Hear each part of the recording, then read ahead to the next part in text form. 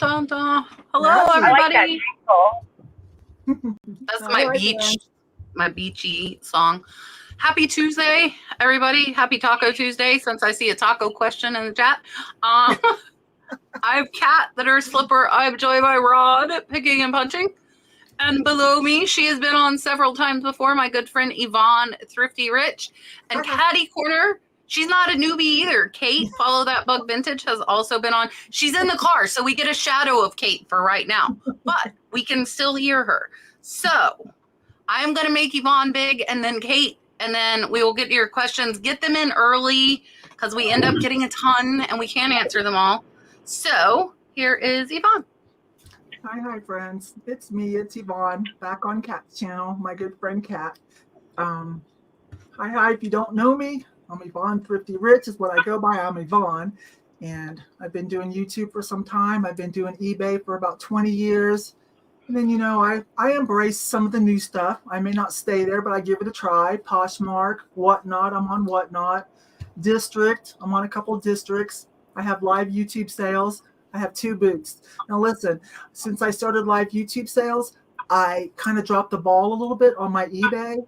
I usually have about 300 to 500, but now I'm down to 65. But this is the year I'm going to go back to eBay. They have wooed me back. So some of the eBay questions I might have to pass because I haven't read up yet. Okay, you guys? But anyways, hi. Thanks for being here. And here's Kate in the car. In the bug. Hey, I'm not in the bug. I'm in the Fiesta because the bug is not safe for the highway.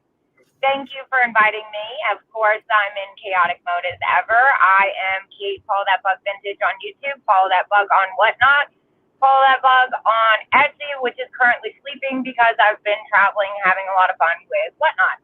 And don't have any booths because I'm never home, and I close them, and I don't have as much of a gracious intro as Yvon does, but I don't know what else to say. That's me. That's it. If you have Whatnot questions, all of us here do Whatnot, but Kate rocks Whatnot. That's all I have to say. Kate, is one of the best Whatnot sellers I've seen. So if you have Whatnot questions, Kate is our go-to for that because she rocks it over on Whatnot. So I'm actually driving to a Whatnot sale right now.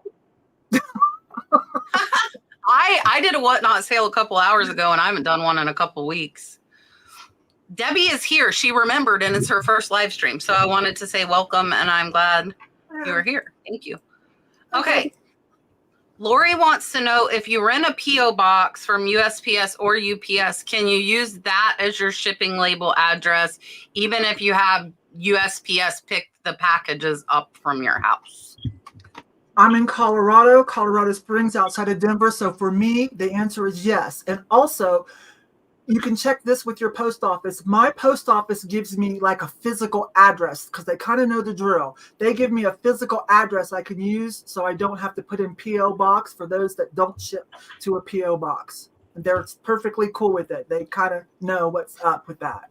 So yes, it's well worth it because of porch pirates, or if you can't, it's just well worth it. And for your return shipping address for anonymity, I think I said that right, but yes, Colorado.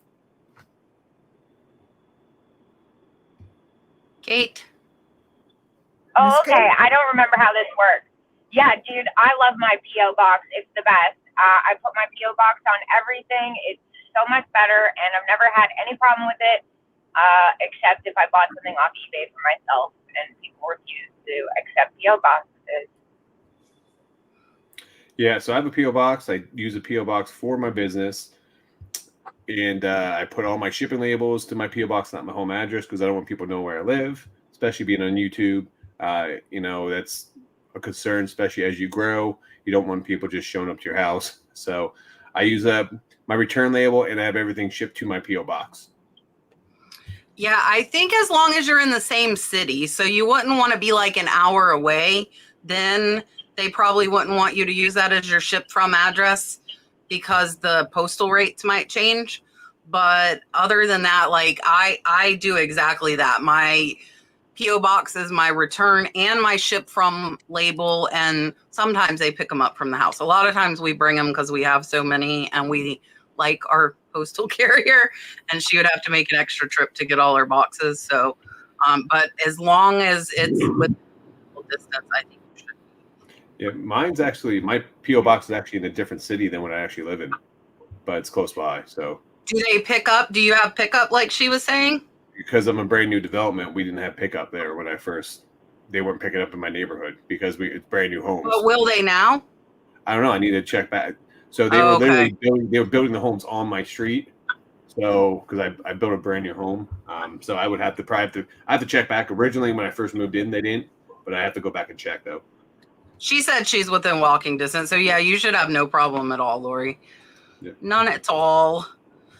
Caroline wants to know, what was our experience starting on eBay? Do we remember how many items we were allowed to list and how long it took for the number to increase? I want to say, if you're in the chat, please answer this too, because there might be some newer sellers in the chat that might have a better memory of this than we do. They're saying they've never seen a tutorial on this. I will say the problem with a tutorial on this is it's different for every single person. So it would be really hard to gauge. So Yvon, do you remember how many items you were allowed when you started to list on eBay and when you got an increase, or do you not remember? Oh, wow. Oh my gosh. No, I could maybe talk a little bit about having a store subscription versus not having one, and how many listings it gives you. Free. The only thing is, and I want to make sure people know, if you are, like I just saw, who said this? Dory said she was only allowed 10 when she started. So if you're only allowed 10 when you start and you buy a store subscription, it's not going to increase the 10. Oh, is that what she means? When you're a new seller? Yeah, when you're brand new. Yeah, I haven't, like I said, you guys, I got to go read up on all the changes. I'm fixing to go back and fluff up my eBay. They've made me happy. I'm coming back, but I better pass on some of that. Yeah. Kate, do you remember? And I better pass too, because I remember. All I remember is having a terribly difficult time on eBay, and my hat's off to anybody who rocks it on there. And I got off. So with eBay, I started in 1999. There was a limit when we first started. I don't remember how many it was. And then over time, you can increase that limit. Now, one thing, if you're a new seller now and you're you want to get a higher limit and you have a lot of good items to list, eBay may restrict you to 10. It based on the person, because I've seen it being 10, I've seen it 50 items, I've seen it like 250. I don't know. There's no rhyme or reason behind it. But if you call eBay, explain to them what you have and stuff like that, I've got my limits increased multiple times over the years by just calling up eBay, explain them what I have, look at my feedback, what I plan to do. You just don't. The problem with eBay is now they want to make sure that you are scaling up properly and you're not going to hurt your customers. So that's the reason why they have limits in there. Over time, they don't want someone to come in there and just list, 1,000 items, has no idea what they're doing, and they do list crazy, and then they're, having a lot of angry customers. So that's why eBay does can't find their items and can't find the items, shipping issues. So it's a safety protocol eBay has in place, but you can get those increased monetary wise and number of listings wise. So that's the biggest thing. Yeah. Yeah. So put the listings that will sell the fastest up first, so you can prove that you got an order, you shipped it out, you have a happy customer. I think I had like 250 when I first started mine. Mine wasn't really low, and I got it. You can ask for an increase after 30 days, especially if you're getting sales and you have proof that you shipped and they received it.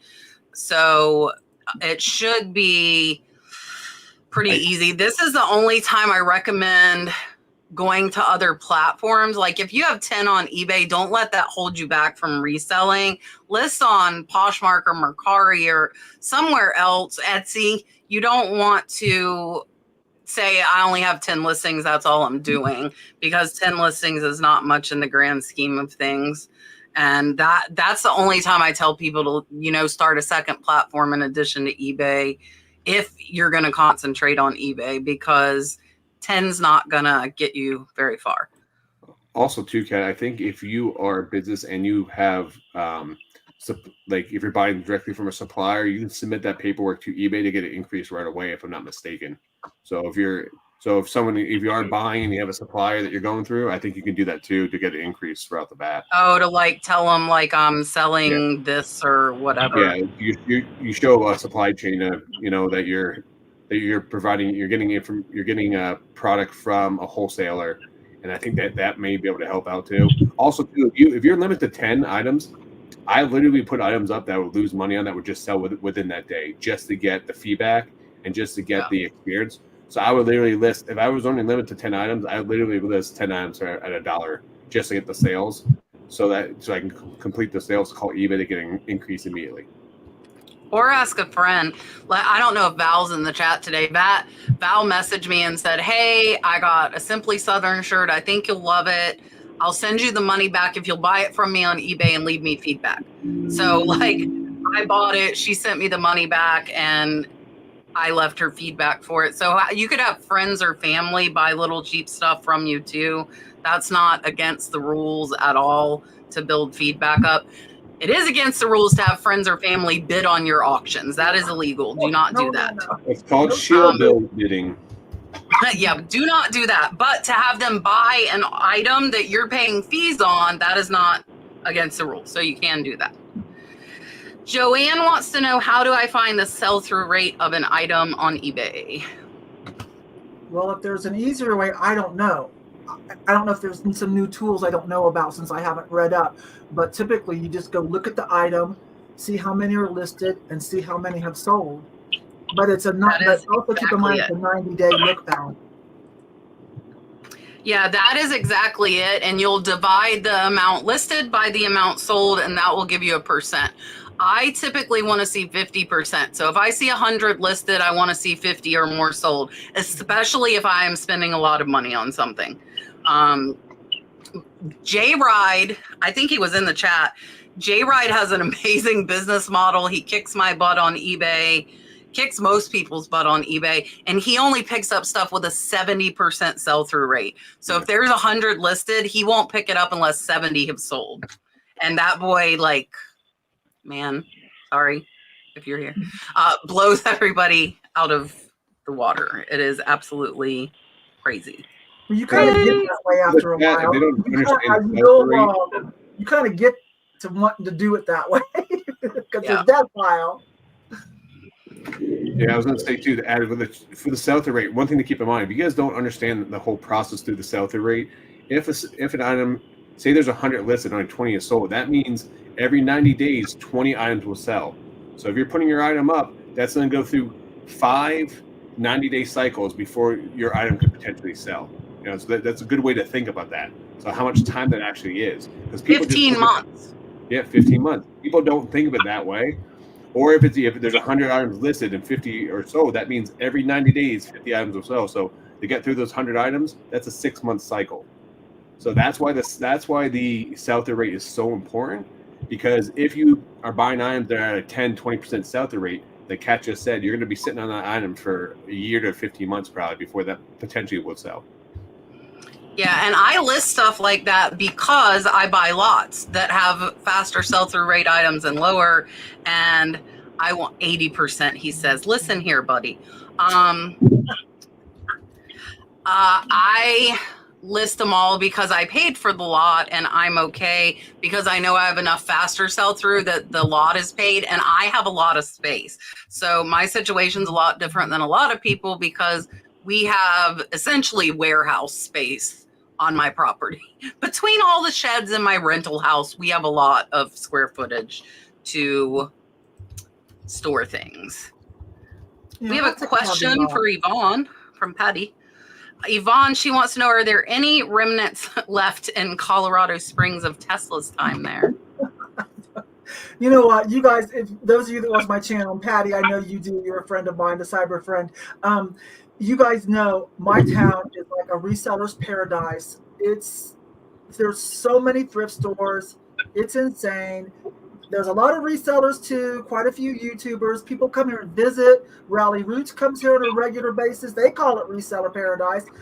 Alex from Curiosity Inc. comes here because, well, his brother lives here. There's a lot going on here. There's plenty for everybody. But I didn't know he was here. I didn't know. That's funny. All right. I'm going to tell you guys, this is funny. So Patty asked our favorite kind of taco. The way that Dalton knows that I am live and I'm going out to the shed and Daddy has to lay down with him is I tell him it's Taco Tuesday. So, and like probably 70% of the time we get tacos on Tuesday. So Dalton yesterday asked, because we had tacos yesterday, he said, can you have tacos on every day, not just Taco Tuesday? And I said, yes. So Yvonne, what is your favorite kind of taco? Gosh, you guys, just a good old taco. Oh, wait a minute. My daughter turned me on for the first time because I thought it was going to be gross. She took me to Del Taco a couple years ago. She goes, Mom, you got to try a shrimp taco. And I'm like, that does not sound right. But apparently that is a thing, shrimp and fish tacos. And it was delicious. Yes. And it was just a Del Taco. So I can't imagine what that would be like at a good Mexican restaurant. Fish taco, baby, all the way. So I'm going to throw you guys a curveball here. Even though it's discontinued now, the Choco Taco. Have you guys ever had that? Ooh. Yeah, so it's an ice cream Choco Taco. Those bastards discontinued it. I've been so upset ever since 2022. So you know what I like that I searched forever for? Do you remember, and Rod, you're a little younger than me, does anybody remember the Jell-O pudding pops that were like frozen pudding? They went away, and I like love those things, and there are no more. Like not even generic anywhere. They I don't tried make to those find them. anymore? Oh man. No, they are not anywhere.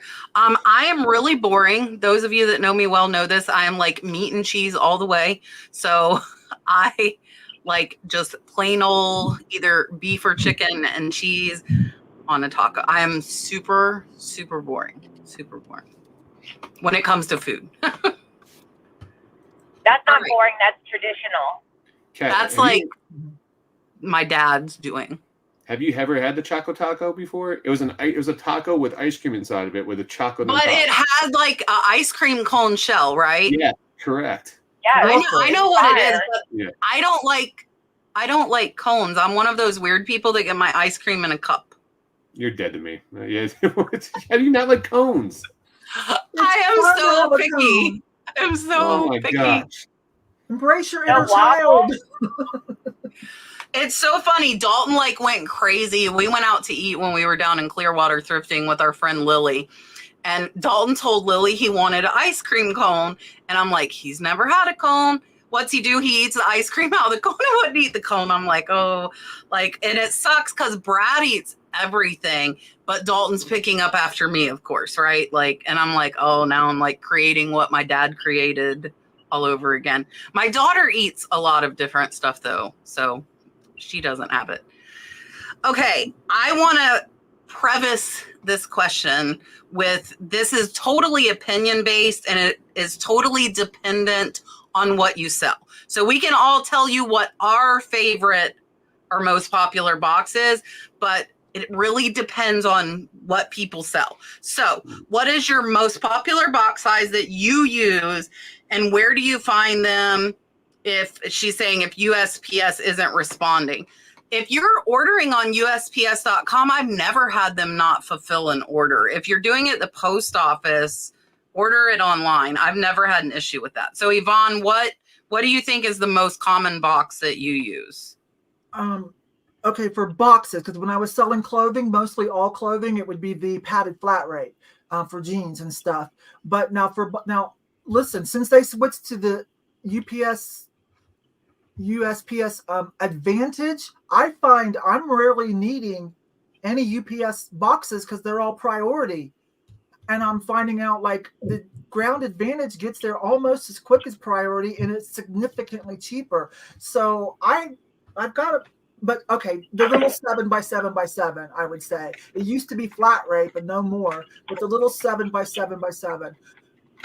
But there is a still valid use for flat rates if you're doing like mystery boxes or things that are super heavy, but in a small compact. But if you have noticed, every time we go to get some of those flat rates, does the size not go down and down? Aren't they getting smaller and smaller? I've got flat some rates, yeah. flat rates. I'm like, wait a minute.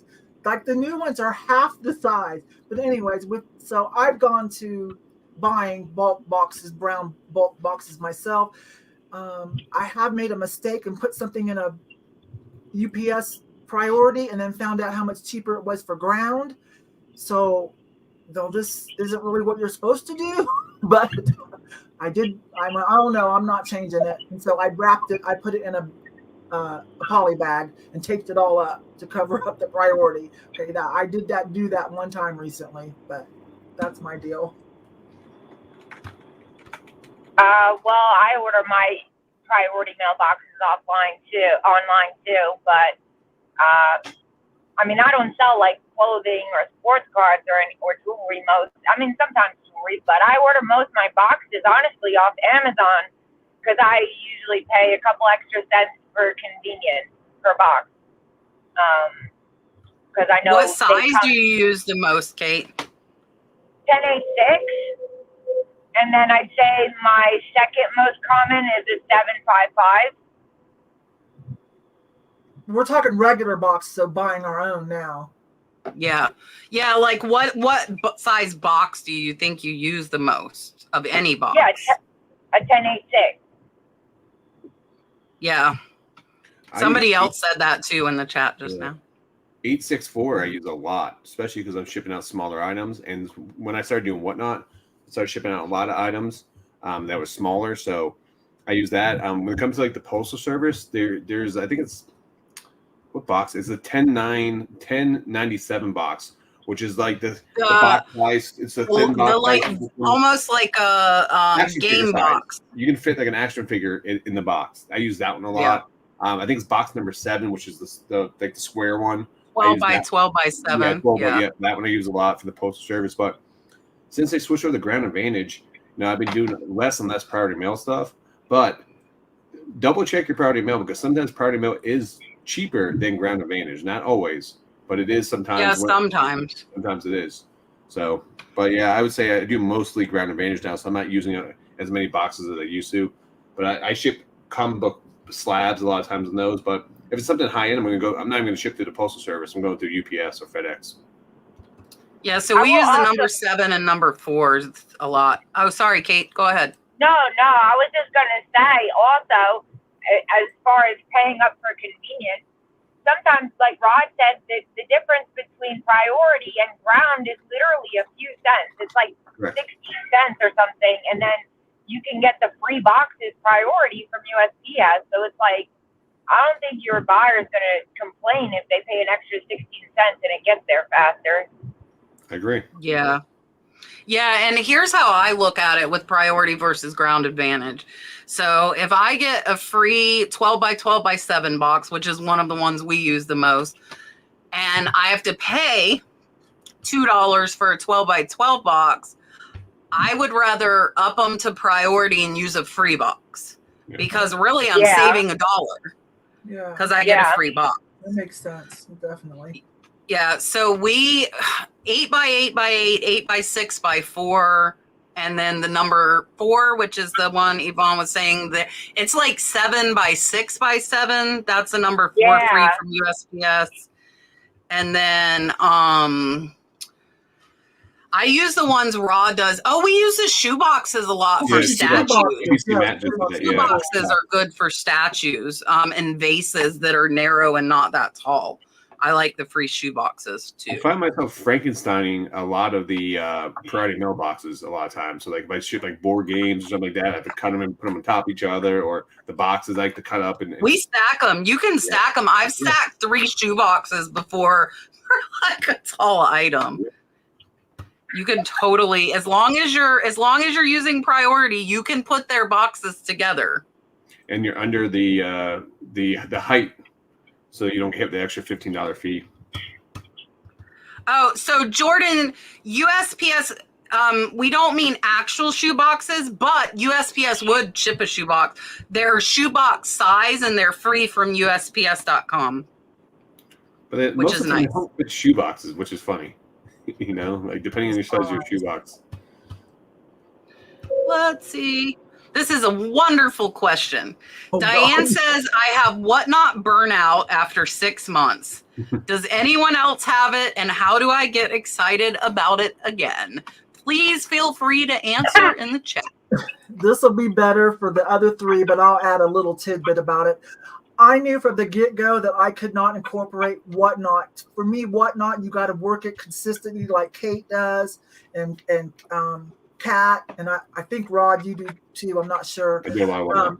And I knew that I wasn't interested because I don't want to ship every day. You have to do shipping pretty quick for whatnot. But what I do love, and that helps me get clout, even though I'm not over there a lot, is I do trains with my friends. I will do a good raid trade. I've got one coming up. So Kate's on it too this Saturday. We've got one coming up, and I've hosted some.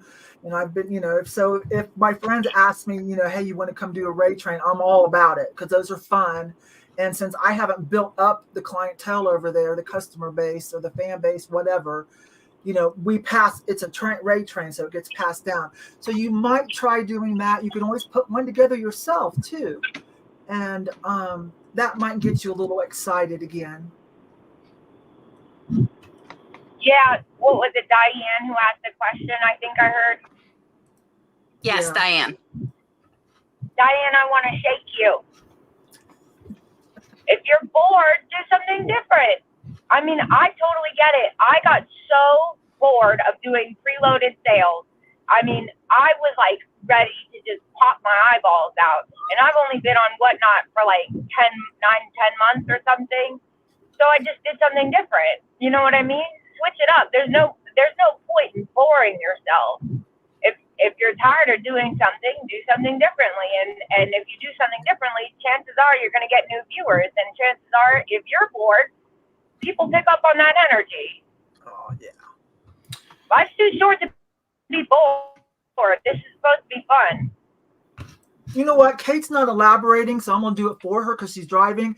So like if you watch Kate, you'll see she goes on location. Like she comes up with crazy places to go, to make it more fun and crazy ideas. So yes, Kate dominates that. So for whatnot, I mean, I think we all go through some type of whatnot burnout at one point in time, especially if you start knocking out a ton of shows. And like Kat, I mean, you're doing 5 shows a week at one point in time. But one thing people don't take into consideration is sometimes your customers can also get whatnot burnout because they want to support you, they want to be there. So if you're doing a lot of shows and you're getting if you're feeling burnout, your customers may also be feeling burnout. So it's okay to take a step back for a week or two and take some time off. It's just like taking a vacation from your regular job. Sometimes you need to refresh your energy, refresh your batteries. But I would say is, for me, I think of it as a challenge. So with it being a challenge, it allows me to, it gives me something to work to. So like I tried different categories, you know what I mean? Like that's one thing. I jumped in different categories and then I challenged myself. It makes it more exciting because it's like I'm starting fresh all over again because I have to learn that category. I network with new sellers. I've now been on raid trains and I'm going to be in a raid train in February for the Disney category. I'm going to be one. I did the storage unit category. I did regular ones with other YouTubers. But you just got to find ways to, as she was just saying, keep it exciting. Find ways to make it exciting for yourself. Just like list on eBay. I mean, list on eBay is boring. Sometimes I'll go to a coffee shop and do something different. So. Yeah, and I got this, and I've been absent on whatnot for about 3 weeks until today. A few hours ago, I did a sale, and I think I agree with Kate with switching it up, which I did. I went from the pre-catalog to just pulling stuff. I did different stuff. My big thing is I don't want hard to ship items. So that kind of limits me as far as what I'm selling. Like today we did Victorian trade cards from like the 1880s. And tomorrow I'm having a big J. King Sterling Silver show. I needed a break. And as far as getting excited about it again, and Rod has told me this, schedule the shows and do it, which is what I need to do. That was a big part of our income and part of my business income. So it is not advantageous for me to keep taking a break. My bank account does not like it. So I've got to make myself get back on there. And I have fun when I'm on there. It's just actually scheduling and doing it. Once I'm on there, I love seeing everybody. I love selling. I just have to schedule it. So I'm going to try and do 2 to 3 shows a week between Whatnot and Knickknacks. And I'm hoping I'll find some bigger lots of other non-breakable stuff. We're going to do linen and lace. I think that'll be fun. I bought like hundreds of pounds of vintage lace last week. I'm going to do that later this week. So I was going to say something just came to my mind too. For me, I set goals. So every time I hit 1,000 subs, I mean, every time I get a new 1,000 followers on there, I do a free giveaway show for everybody. So that gives me something to work to, something excited, but also too, it gets my audience excited. You know, tomorrow night, me and Mrs. Punchin are going to go live at 7:00. We're going to give away everything free. Get back to the community that helped us build our account. You know, when we hit 3,000 followers, once we hit 4,000 followers, we're going to go back on there and give a ton of stuff to you guys. You know, just all you have to do is show up there. You know, that's what we do to keep things exciting and keeps the buyers exciting, keeps people coming back. You know, who doesn't want free stuff? You know, spend an hour just giving away free stuff. You know, do things like that to your customers and makes them happy, gets them excited. They'll look forward to your next shows and you have bigger turnouts. You know, and sometimes you need to get back before. It's not always take. You know, that's what a lot of people do. We always have to get back as well to the community. Yeah, I'm thinking about doing a gemstone giveaway like Rod said. I just need to schedule it and let everybody know ahead of time. But I need to go. My Whatnot room is so chaotic. It is like the most disorganized place out of any place here. So my goal for tomorrow and Thursday is to go through it and organize all of my Whatnot stuff.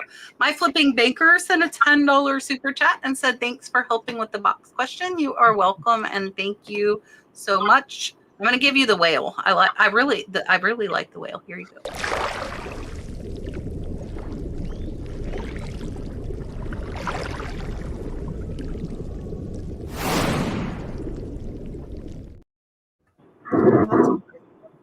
I also have.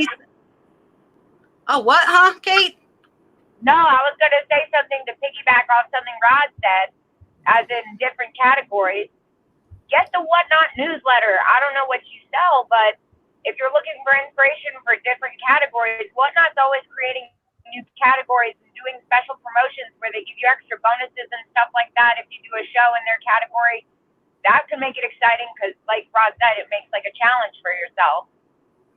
Like they just launched plants recently and they were giving like all kinds of money away if you like sold a certain amount of plants in a certain amount of time. That's crazy. Like how Where do you find that, Kate? I didn't even know about that. How do you learn this? Whatnot.com. And do you sign up for the newsletter though? Is it something they email out? Yeah, I just opted into their email. That's all.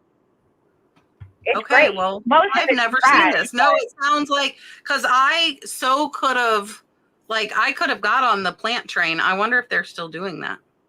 That's what I'm saying. Yeah, they send out kinds of promotions all the time. And then, you know, it's like every week they send out a newsletter of trash. And then the fifth newsletter has a gem at the bottom. You just got to read it. So check them all. That's funny. Too long to read.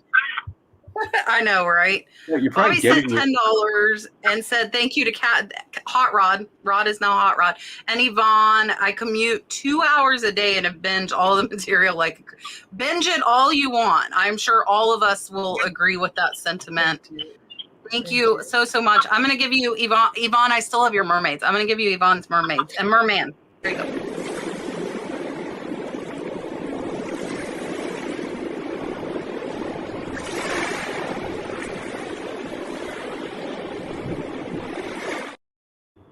Is the Whatnot newsletter, is that what they email us all the time? I just ignore the emails.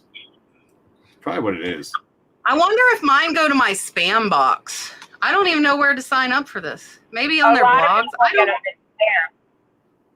I bet it goes to my spam. I'll check my spam box. I mean, it looks like spam. It's just like a bunch of just like Pokemon hype. But every once in a while, there's something good in there. I need to pay more attention, apparently. Patty wants to know if any of us are selling mushroom ornaments. Mushroom ornaments. I've got some items that have mushrooms on them that I'm saving for another Whatnot raid train. I'm going to do train to Trippyville number 2 in a couple months. So Patty, but I don't have mushroom ornaments. I've got crazy things that have mushrooms on them. Okay, Patty? I don't have any mushroom ornaments. You should start making them because everyone always wants them. Whip out some resin. I know, that's what I was just thinking. There's the perfect inspiration to get back into resin.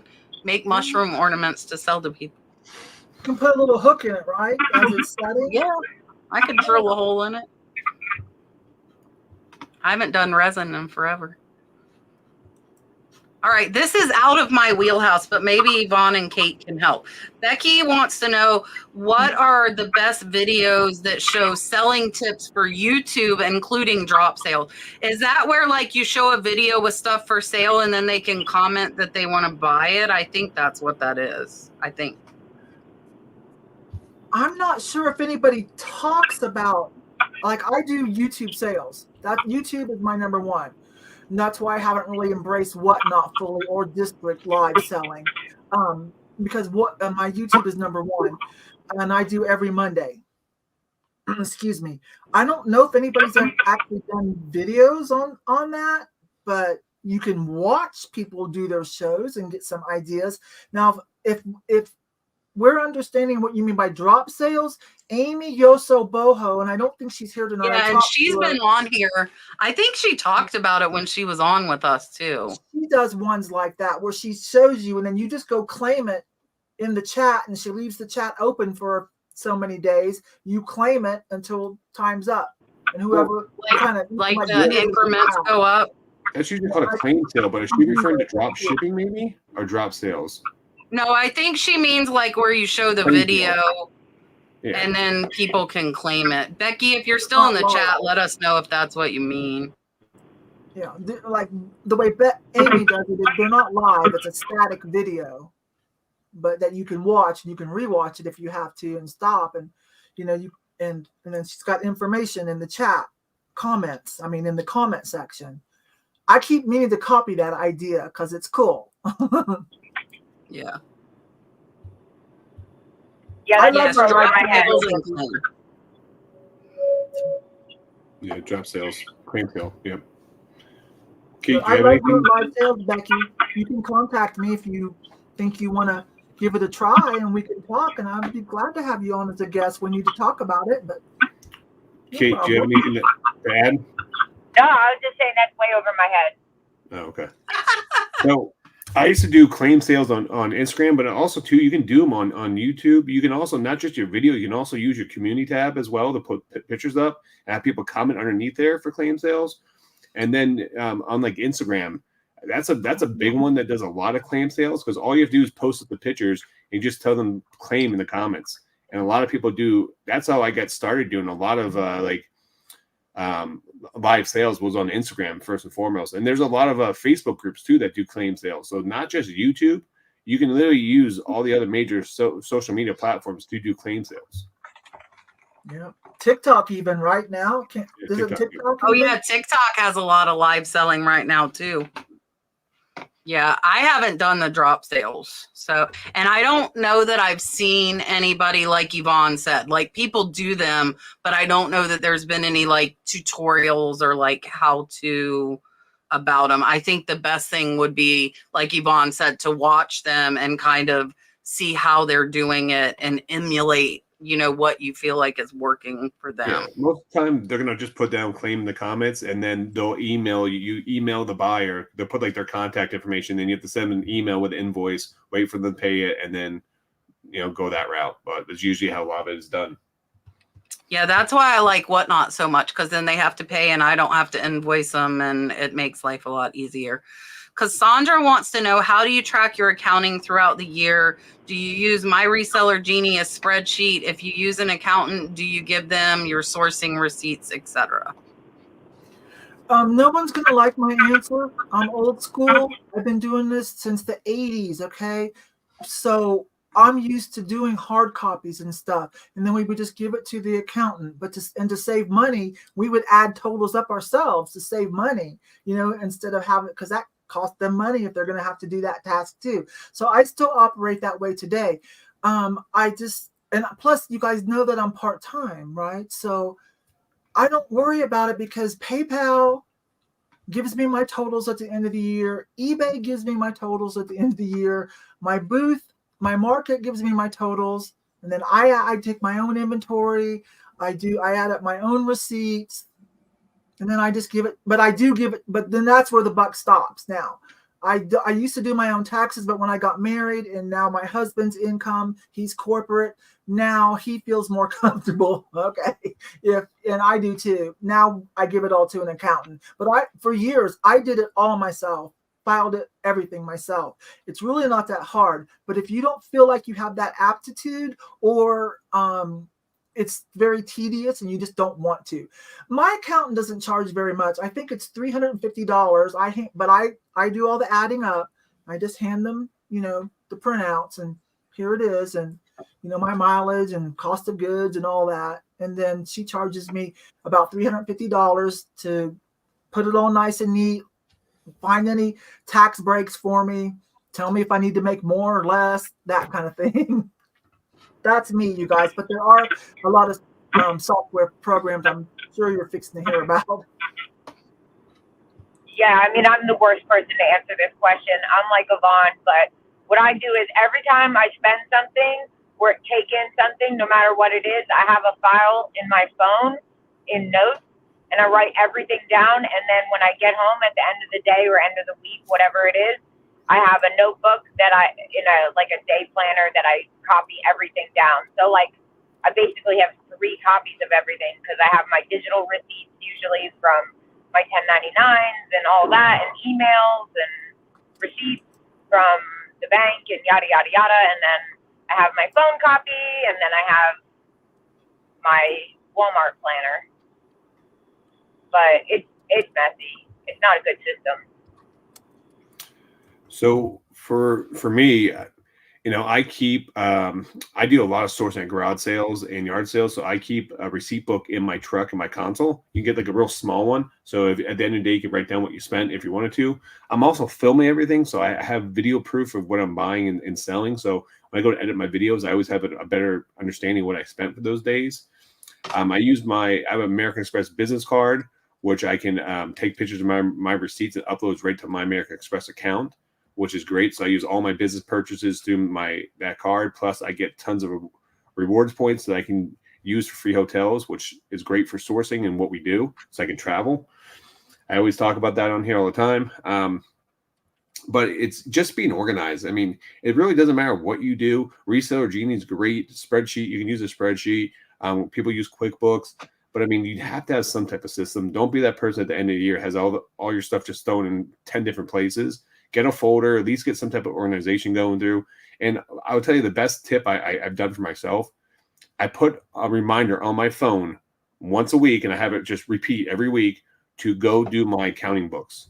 And that's my goal for 2024, because I usually wait to end of the year, and it's just a crapshoot at that point in time. And I hate myself, and I curse up a storm, and I'm sitting there, throwing stuff against the wall because I'm like, why didn't I do this earlier? I do this every year, but now I'm going to try to do it once a week, make sure all my books are done for that week. And then that way I'm going to be organized for 2024. So put a reminder in your phone, and it will literally give you a calendar reminder once a week to do your stuff. Yeah, so I track my accounting by paying somebody $400 a month to do it. He signs into my account. He signs into my credit card account, which is what I use. Just like Rod, I have a business credit card. I use it for all of my sourcing receipts. I don't have to give him the receipt. He can go into the credit card and see it. I have probably 15 to 20 1099s that I get a year. My accounting is extremely, extremely difficult. So if you do it yourself, my Reseller Genie, their highest plan is like $20 a month. It imports your eBay sales, Posh sales, gives you reports of the costs and all of that, which my accountant is doing for me. And And Marcia put this up here. I did a reel on this earlier and sent out on my newsletter.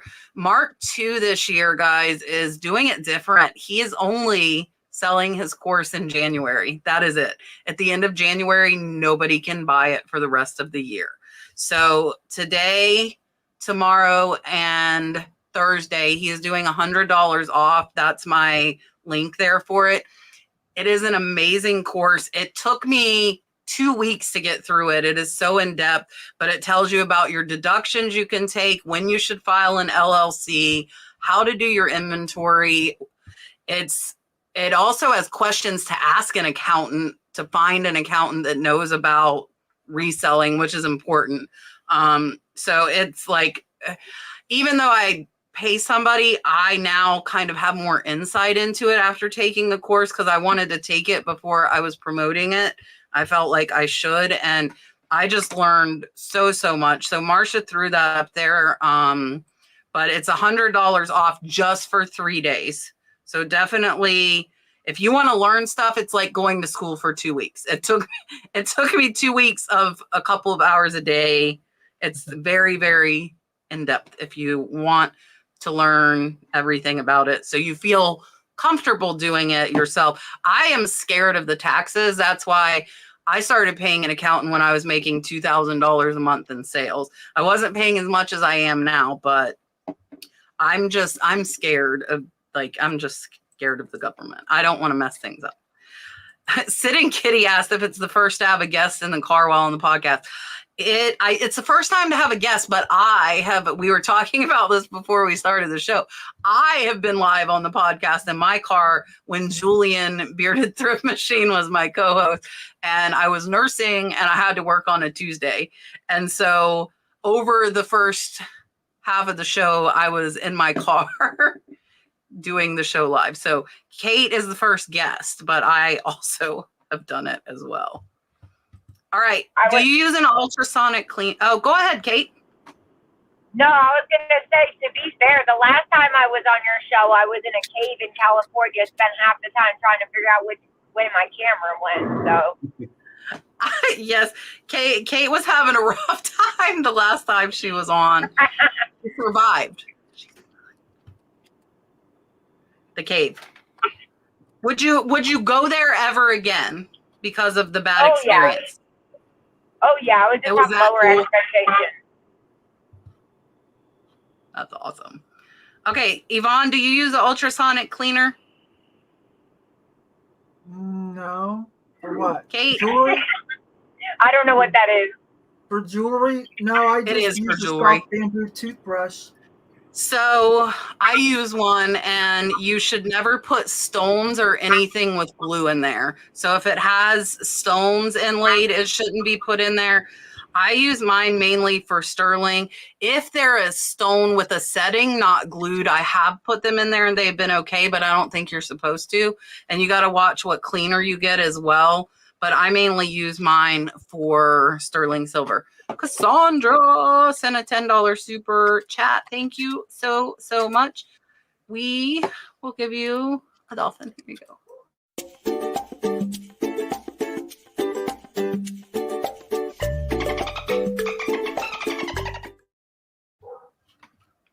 Dun, dun, dun, dun.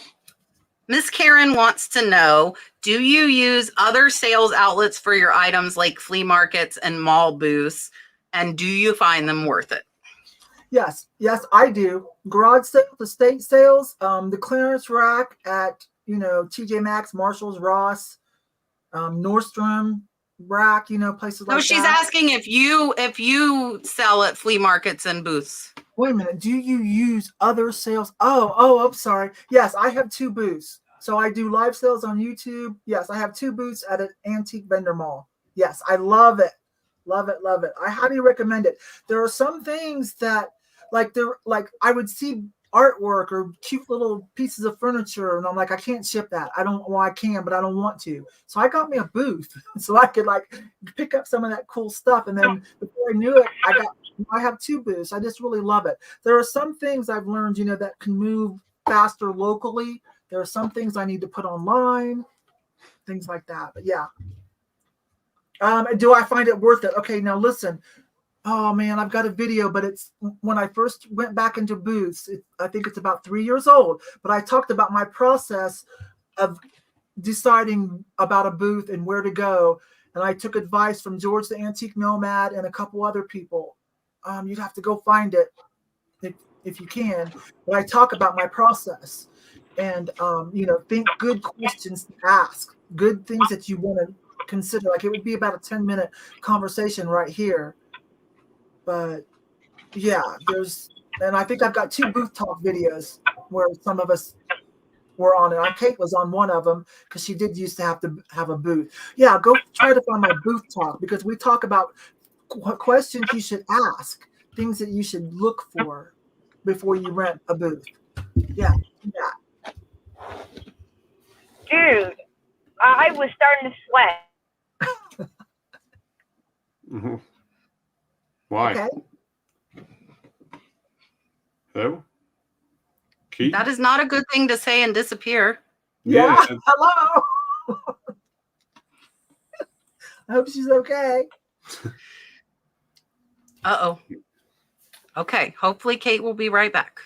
So I don't use any other outlets, but I'm thinking about taking some stuff to the flea market. But I know, Kat, you have.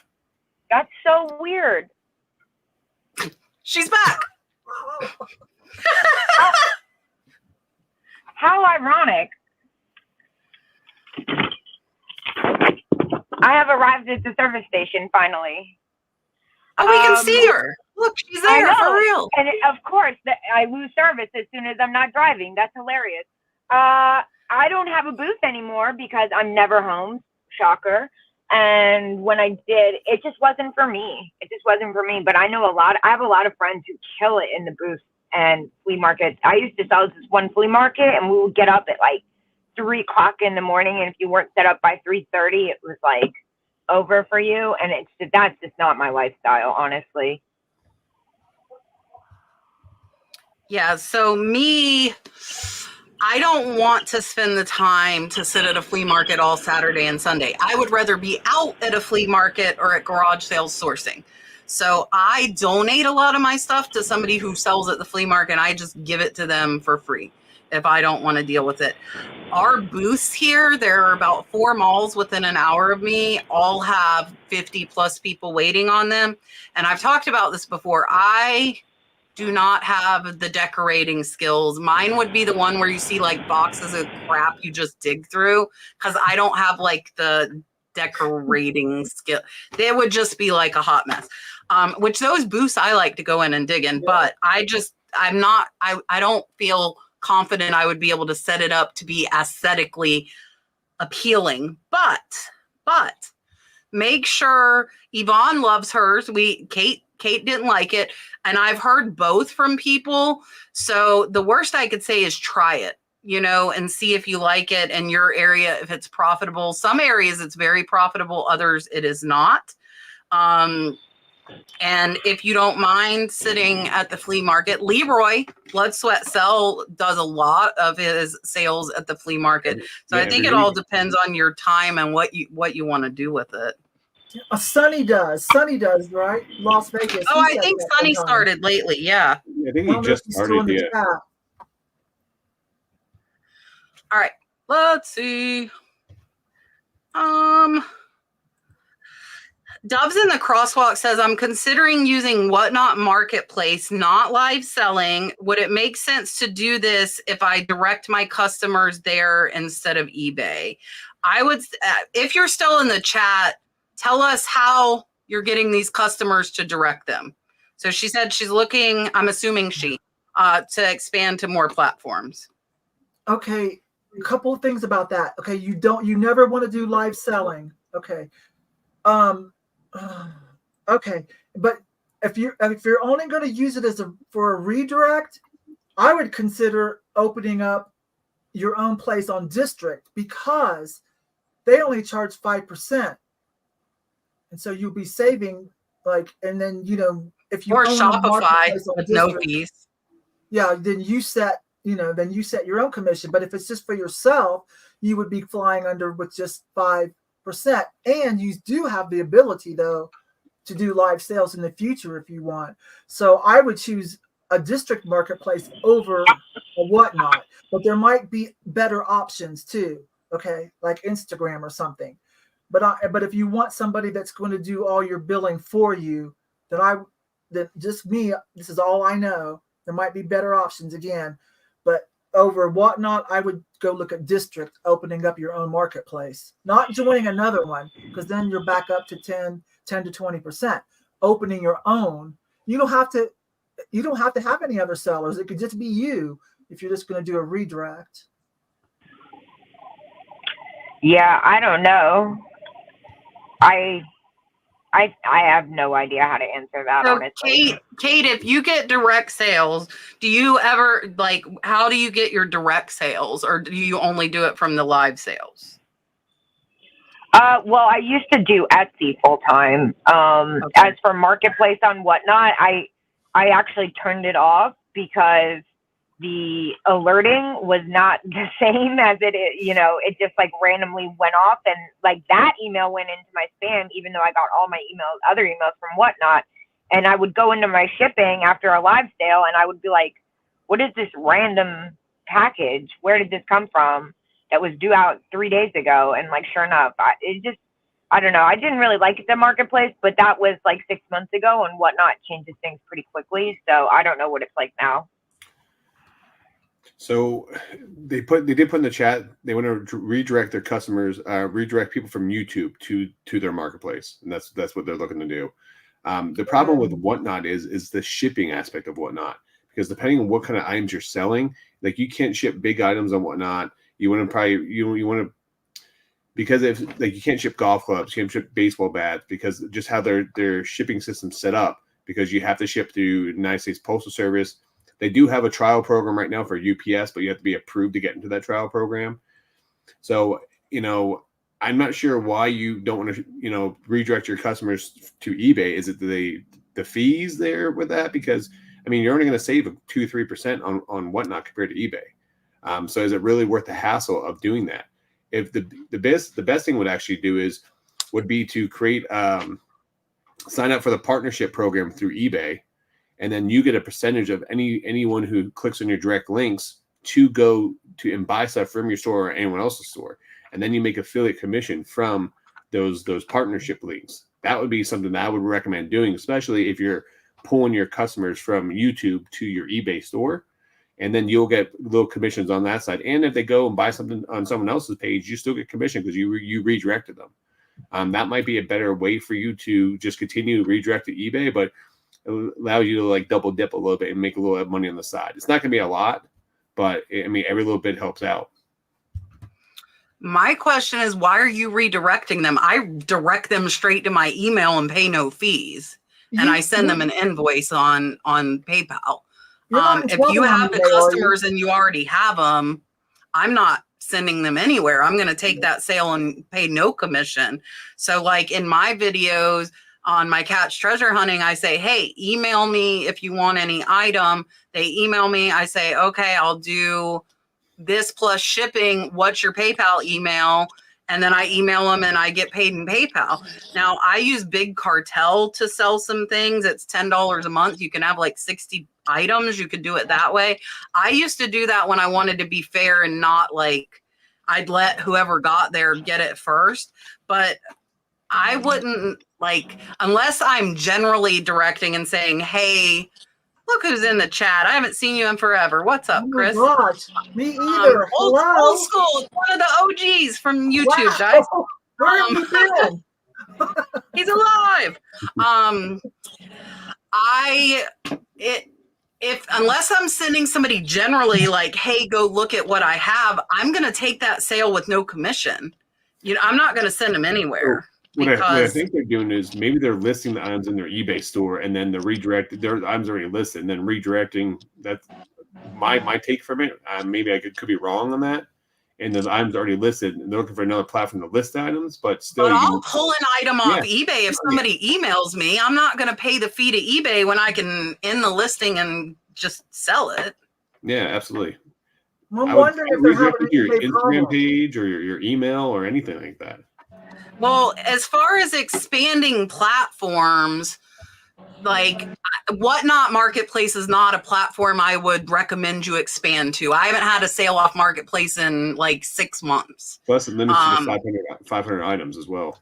Yeah, so like if you're sending them somewhere, I send them to your email, but eBay, Etsy if it's vintage stuff, and I do Mercari and Posh, but I wouldn't recommend the time for Whatnot Marketplace, is my opinion.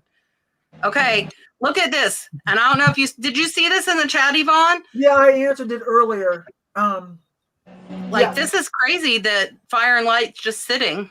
Listen, is the demand down? No. I've got a friend that bought some Fire and Light too, and it's in her booth because she doesn't do eBay. I'm like, okay, her name's Karen. I'm like, okay, Karen, but eventually I'm going to push you to figure out, or at least let me list them for you. There are some things, you guys, where the buzz may not be locally. It may not be from the 500 people coming through your market on a weekend, but online, where there's a buzz and people are going to search eBay or whatever for Fire and Light, that's where there are some things you can sell here. There are some things you could sell here, online, offline, and then even within that, you have to choose different places that are going to do best. Like, for instance, even my live sales on YouTube, the Thrifty Rich Club, that's what I call me and my subscribers that come. There are things we love, and we don't know if anybody else loves them. We are currently saving all the safety pin art. We've been doing that for 3 years. So I've kind of created that buzz. I've created a buzz for Raku. You may not necessarily be able to sell Raku just anywhere. Let's use Kate. Kate has single-handedly brought back bangles.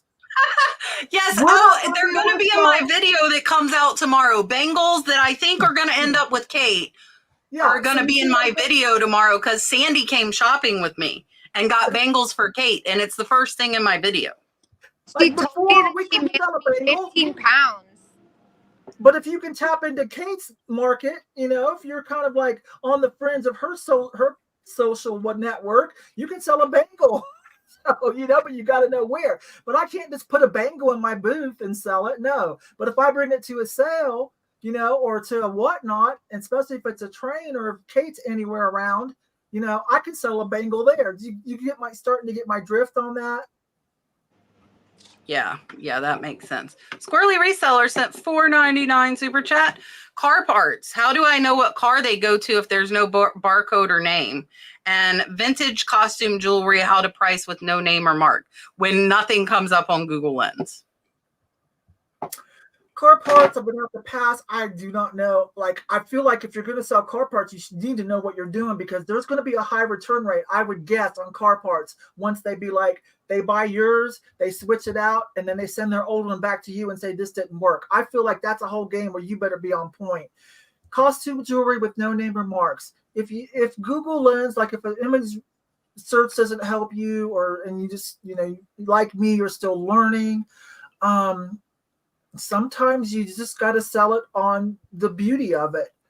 But, I wouldn't want, I don't want to leave money on the table. So a piece like that, I'm probably going to set aside, try hard, or I've got some connections. I'm networked in with some jewelry sellers that as long as I don't abuse them and take advantage of our friendship, I can every once in a while flip them a picture and be like, hey, what you know about this, but don't abuse people, and be sure that you are also giving and not just taking all the time. Okay. I don't know. I don't know. I'm going to be honest. I don't know. When it comes to car parts, I would say check Facebook. There's tons of Facebook groups. If you guys ever need to find anything for reselling, there's Facebook groups that help you identify stuff. And I would definitely look there first. That would be my first thing to go. Post up pictures in there, and people at least be able to let you help narrow it down for you. At least get some type of help you in that search process. And when it comes to jewelry, I don't sell any type of jewelry, so that's going to send the cat so she can handle that one. Yeah, so the car part I would stay away from. If I don't have a part number or a box with it, I'm not going to pick it up. And if I get it in a lot, I'm probably going to donate it. Brenna wants you to get her some beef jerky. I want to tell Kate, and Kate, Mike's in the chat. You probably don't know that, to say hi. Hi, Mike. She did. Oh, okay, I didn't know she saw that. So as far as jewelry, if there is nothing on Google Lens and there is no name, I just use my experience. Most of that I would probably put on Whatnot at a $3 or $5 start. It's going to be pretty low. And I typically don't pick it up. So the only stuff I get with no name or marks is going to be stuff that comes in lots that I've already made my money on other pieces. So that's really something. Google Lens should give you something. Even if it's not the same thing, you should be able to find something that looks similar. And you can also type in, so you could type in like gold tone, wreath brooch, greenstones, just as an example. You could search for whatever that is. And that's a way, but I typically, if it's not named, I typically am not gonna list it on eBay, and if I put it on Whatnot, I'm gonna start it out really, really low. All right, let's do it. You could always put, if you think it is absolutely spectacular, let me just say this about the jewelry, put it on an auction at a $5 start, $10 start, whatever the lowest you're willing to take. Throw it up on an auction. If you think it's spectacular, collectors might know more than you. Or like I posted stuff, Jocelyn's group, Old Things, Thrifters and Pickers. I posted something the other day and they told it was an inkwell. And like somebody knew. And I had no clue. I don't get stumped often. I was stumped. And there are so many people in there, they can find it. But you'll learn real quick. Like I have people send me pictures of jewelry they think's amazing. And I'm like, oh, I'd probably get $3 for that. And not being rude, I don't sugarcoat stuff. Like I'm not going to tell you it's expensive if I think it's worth $3, you know? So I think the more experience you have, you'll learn how to pick those higher dollar pieces. All right, here you go.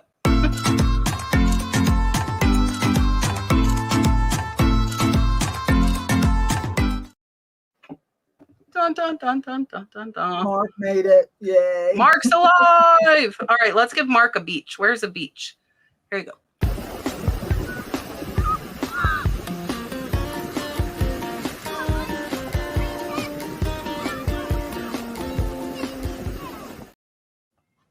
Mom. I know I have a new beach video from when we went to Clearwater. Patty wants to know Stanley cups or Tervis. I don't even know what I know there's some hoopla going on about Stanley cups. There's some counterfeits, and another thing is somebody's reporting possible lead problems. But there's counterfeits too, so be careful.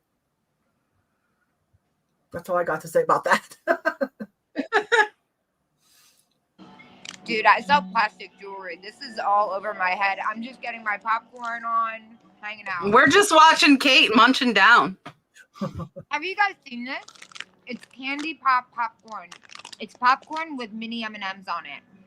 Sounds what? Yeah. I've never seen that. Me neither. Neither, because they're going to cost me a lot of money because my wife buys them all. So no, neither is cut. I don't have a Stanley. I have a Tervis problem when I find them in the thrifts for $1 or $2. I have way too many Tervises in my cupboard.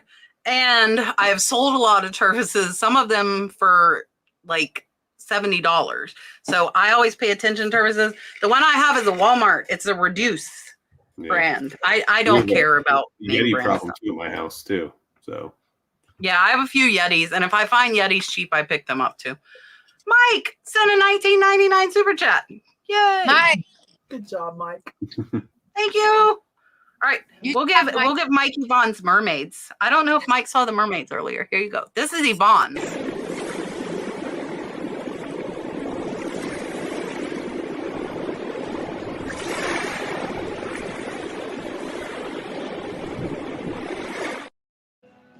Yes. Thank you, Mike. And he's awesome. He deserves those kisses from those mermaids. He's a great guy. Russell wants to know, I'm thinking of buying a bubble wrap pillow maker machine. Do any of us use them, and do we think it's a good investment? Good Lord. I'm just part-time, dude. Oh my God. That's next level. I'm going to pass that along. That sounds like a lot of work. I just use American Bubble Boy. And if you get your tape from them and you use Kat's name and the discount code, they give you 5% off. Thanks, Kat. I got to pay Kate for that later. I go through American Bubble Boy as well, but I have actually thought about it. I need to look into it because I heard that it's someone else was telling me about it, that they use one and they said it's been a game changer for them. Yeah, somebody that was on our show. Yeah, I forget who it was. Here's the thing for me. Yeah, so Busy Girl's saying it's a spendy item. I love the bubble pillows, and I keep all of them that come in boxes that I get from stuff I buy, and I reuse them. But I feel like the time it would take to make the bubble pillows is not worth me buying the machine. I don't like them enough that I will pay for them. I only use them when I get them for free in boxes. But we did have somebody on the show with us that said they absolutely love it. So I think, I don't know, Russ. I mean, it depends on how much time. I feel like if it took me time, that I wouldn't want to. So Sue said Graham and Pops. When are they coming on with us, Rod? Pops was Pops was just on, right? Yeah, he was just on, yeah.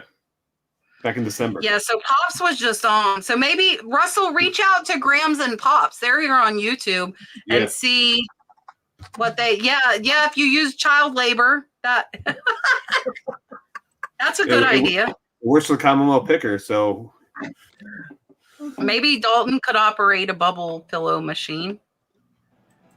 Yeah, I mean, I think in the long run, if you use them enough, it would probably save you money. But my question would be the time that goes into it. All right.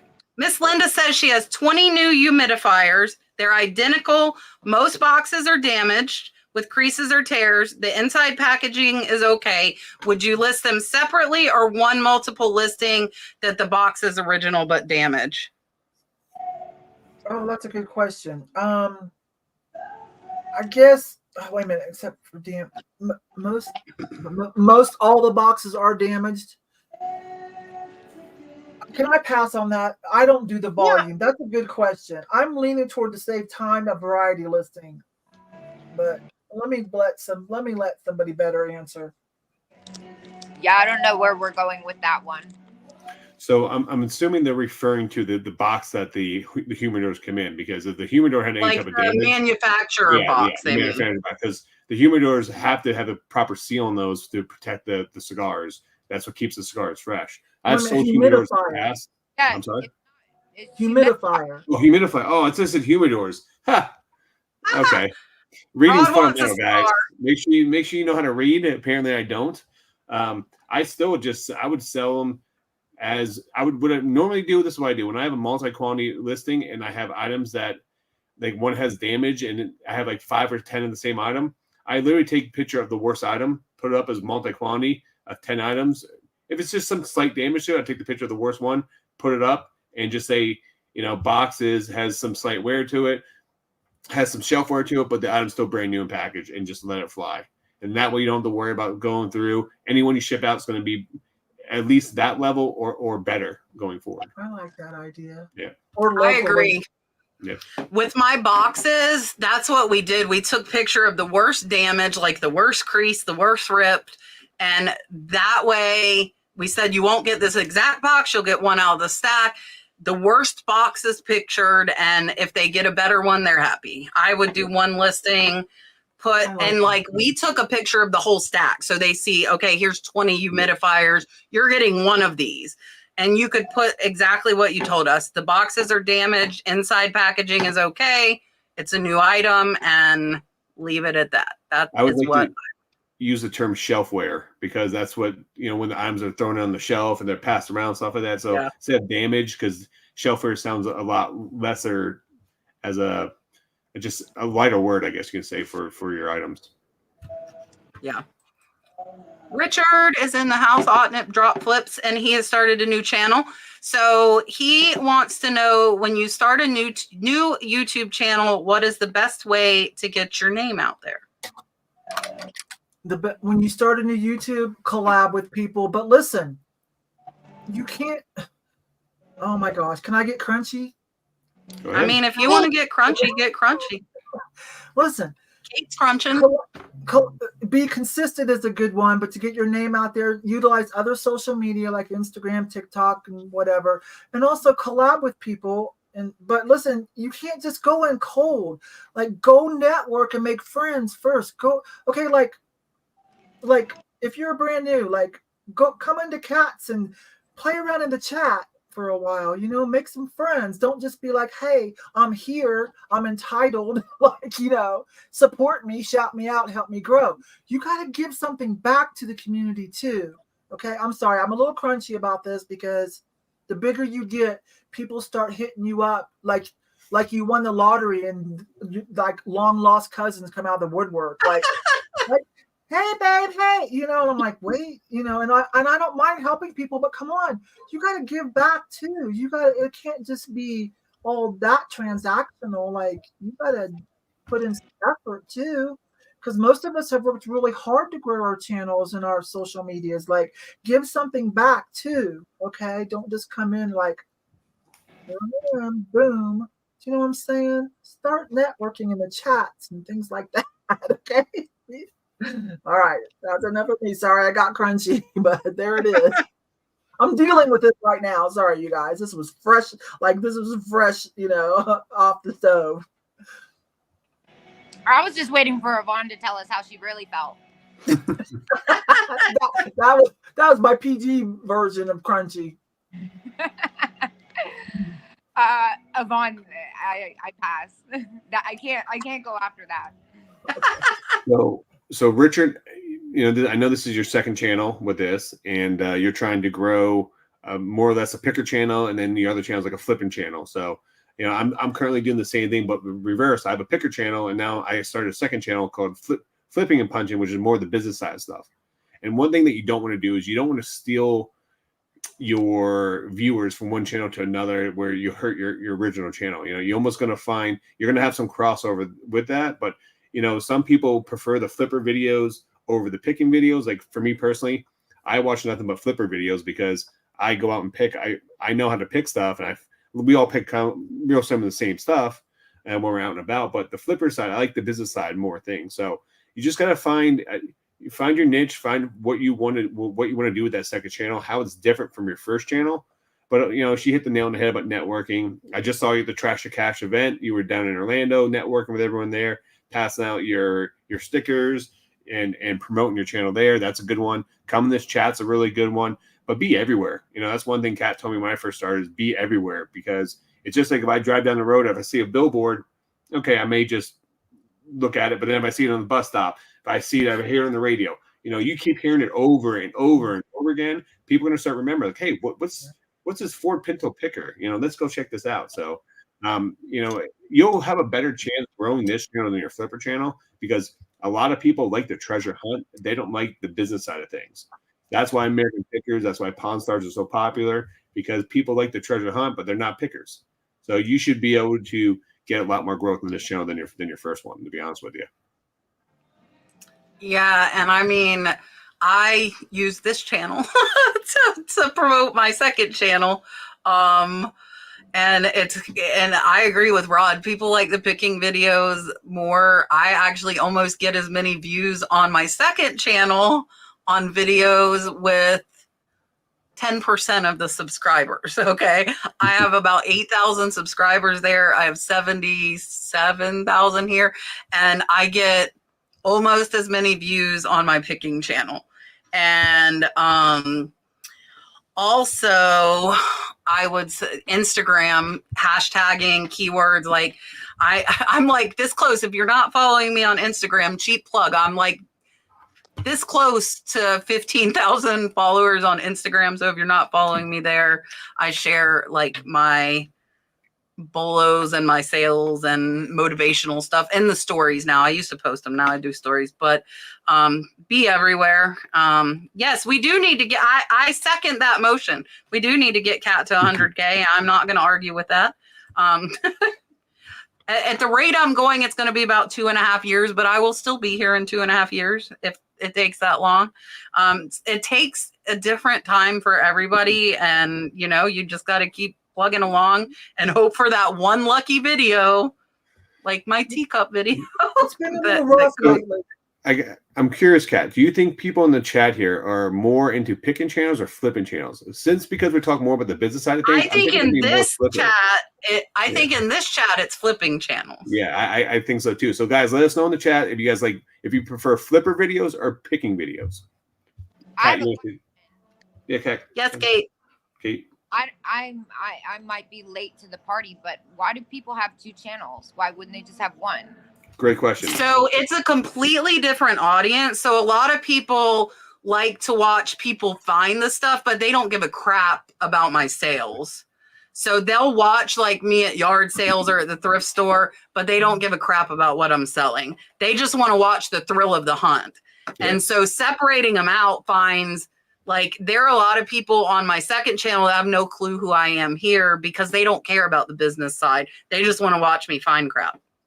Yeah, also too, relevancy. Some people believe in relevancy. Sorry, Rod. Sorry. No, I was dropping flipper videos and picker videos on my channel when I first started, and my flipper videos will get 1/3 of the audience than my picker videos every single time, because people want the treasure hunt. You know, they like to search. That's why, you know, Indiana Jones is such a popular movie. You know, they like the treasure hunt, but not so much the business side. think the potential for a thrifting channel is way greater than a channel like this.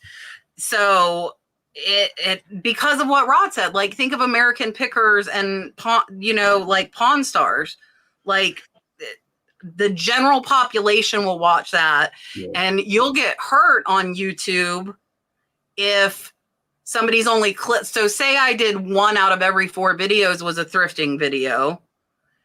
Then YouTube doesn't know who to show my videos to anymore. And they're going to stop showing them to people because for 3 videos that were about flipping stuff, the people didn't watch them. And then it hurts that channel.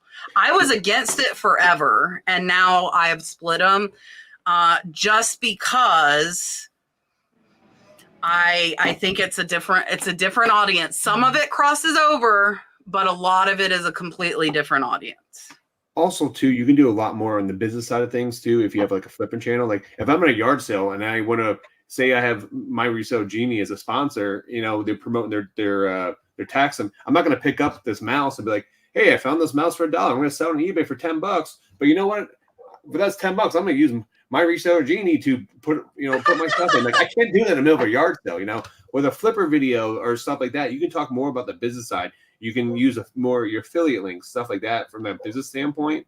Not everyone can do it. Like people like Josh Harry Tornado, he can put a flipper video out or a picking video out, and he'll get the same amount of views. You know, Crazy Lamp Lady, and those are the same thing. I think once you get to a certain point, people just love you, period, and they're going to watch everything. I am not at that point.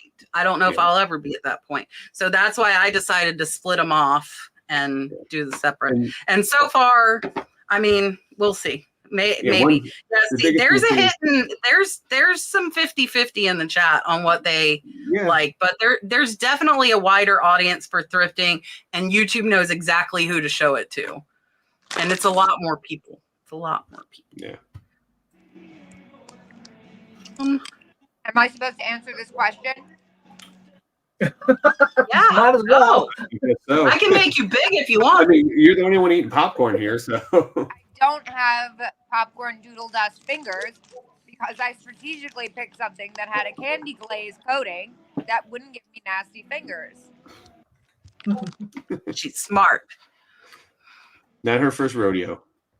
I want to add something about the channels, if I may. Oh, go ahead, It's Yvon. kind of like a lot of us that do live sales or restream, simultaneously cast like a whatnot sale or something. There's a lot of buzz that came about a few years ago, like, oh, like most of us, when we put out a live sale, that doesn't get as many views, and people aren't coming back to watch it later, right? Because it's not pertinent anymore. The stuff's not for sale anymore. Yeah, so there's a theory that with that low view count, that YouTube's going to take that as, hey, they didn't like this, so a lot of people split their channels just to put their lives. I'm not 100% sold on it yet, but I'm thinking about it myself, but I'm not 100% sold on it yet. But that's a theory, and it could have some validity to it. I post quite frequently now, 4 or 5 times a week now. Not every day, but 4 or 5 times a week. So I'm going to see if that just makes it okay, because I would really rather not have 2 channels, but that's some of the theory behind it. The relevancy, being targeted. YouTube's a lot of work. Yeah. So one thing I will say for a lot of people, if you are going to create a second channel, you have to be very strategic with it, and you have to have a business plan behind that. Like I wouldn't create a second channel if I didn't have a business plan behind my second channel getting monetized. Being able to do educational stuff on there, and there's a whole nother business plan for that channel compared to my picking and punching channel, which is more of the entertainment aspect of going picking. So, if people just do it because they see all these YouTubers creating second channels, but they need to know the method behind the madness behind there. There's a reason why to do that. Most people don't need 2 channels. They can get by putting up all their content on one channel. There's a reason why certain people do that. Yeah, and like I might, and I say this all, I've created a 3rd channel. I have a 3rd channel that I don't post on, and I might create another 3rd channel, which will really be a 4th channel. But there is a method behind that. Gina says, when doing your tax returns, you account for your time. So your time is free. So you could pay yourself. That would, the only way to account for your time would be to pay yourself via payroll. That would be the only way. Unless somebody else has another suggestion. No, unless you're going to be an employee. I'm sorry, I don't mean to laugh. I've heard this question before. I'm so sorry, Gina. I'm so sorry. I don't mean to laugh. We work for free. It's our business. I mean, but the whole purpose of having a business is to run everything through your business so that you can pay the least amount of taxes as possible. So, at the end of the day, you're doing research and marketing. You're doing that to save money and to try to do things. So it's just it's something you have to do. It's just part of the business. Yeah. That would be awesome, though, if we could. That'd be awesome. It would be great. But yeah. Sherry wants to know, where were we born and raised, and why did we start flipping? We can all answer this one. I was born in Ohio. I left as fast as I could. Raised myself in Dallas, Texas. That's where I started my flea market journey when I was, in the 80s. I was in my early 20s. I was decorating T-shirts. I just had a baby. I'm decorating T-shirts and selling them. And some guy was getting a divorce, and he approached me and said, "Hey, I'll give you this wall to sell your T-shirts if you run this booth," because he had 2 booths, big booths. He would tear down walls. I said, "Sure." One thing led to another. We got married. So and then it ended up, we had 9 stores inside of an indoor flea market that was only open on the weekends, the type where it's indoor and air conditioned, in Dallas, Texas. And then I had a full retail store on top of that eventually at a strip mall next to a Marshall's. It was fun. So this is all I know, basically. I mean, I know how to do other things. I have massage therapy. I have an esthetician license, but that's my love and my passion and kind of what's in my blood. And so when my daughter, so this is old school. This is before the internet. You don't look things up, stuff like that. There's no internet. Okay. There is no internet. It was old school. So in 1997, I believe it was, my daughter showed me something online called eBay. And said, "Oh yeah, my boyfriend's mom buys all his jeans off of this place." And so I just looked it over and I was like, "Oh my gosh, this is great." Because I had an armed robbery. Sorry, at one of my locations, I had an armed robbery, and that kind of tainted me. And so when I moved to Dallas, when I moved here to Colorado Springs, I paid $6,000 in 2 semi trucks to bring both my stores here after the divorce. I left that part out. I brought 2 stores here. He kept the other 8. And I sold my house, brought my 2 stores here. It cost me a fortune. And I just could not set them up. And I didn't know what was wrong with me. And then it kind of hit me. The armed robbery, I must have pushed it in the back of my mind. Sorry if I'll wrap it up. I must have pushed it in the back of my mind, but apparently it had an effect on me. And it surfaced when I went to go set the stores back up. I just didn't want to. But then my daughter showed me eBay, and that was the solution. So I went online, and I've been writing the online. It has grown. There's so many opportunities. If you're younger, you don't even know, like you grew up with this. You don't even know. Like, it's second nature to you. We've kind of had to learn, but there's been so much progress. Everything is drag and drop. There are brilliant geniuses writing code for us. We just download an app and it's all drag and drop. It's so easy peasy. There is no reason for anybody to be broke in this day and age in the United States. I'm sorry. There's no reason. And I say that in some of my videos. I try to do some clickbait mild, and I'm like, why are you broke? Like, don't be broke. Why are you broke? Like, do this. Like, there's no reason anybody can't buy and sell a little bit, whether it's holding garage sales or going to a flea market yourself every one weekend. There's no reason to be broke if you have a phone. That's all you need these days is this phone. You don't even need a computer. You just need a phone. Did I answer all that? I got on a tangent, didn't I? Oh, so anyways, I've been doing this forever. I grew up going to thrift stores. My dad worked for General Motors. Sometimes we would have lots of money. Oh my gosh, my dad had everything: rental houses, Harley Davidsons, campers. Like, we had everything. And then General Motors, get a layoff. You have to sell some things off, and we'd be poor for a while. It was just me and my dad. So if I wanted clothing, new clothing for school, some years I had to go to the thrift store, the Salvation Army. Now, this was back in the 80s the 80s, when they were in the sketchy part of town where the rent was cheap. It wasn't a shiny Goodwill like we have now with a coffee machine and the cookies on senior day. Okay. These were like in the sketchy part of town, and there might be 2 or 3 in your town. But anyways, so I've been doing this forever. It's just kind of like comes second nature. And I do love it. I don't know if I answered everything. I threw out bits and pieces, but y'all can ask me sometime on my channel, and I'll fill in all this. You got it all. You did a good job.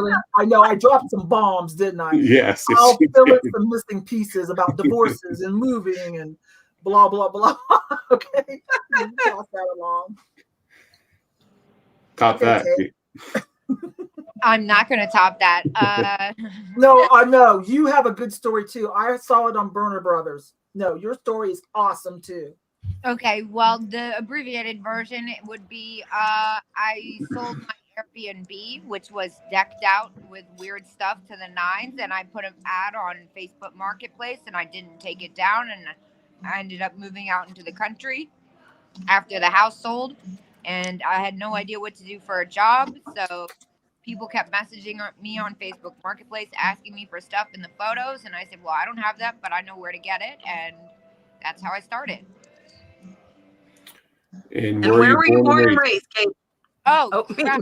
That was a long time ago. Sorry.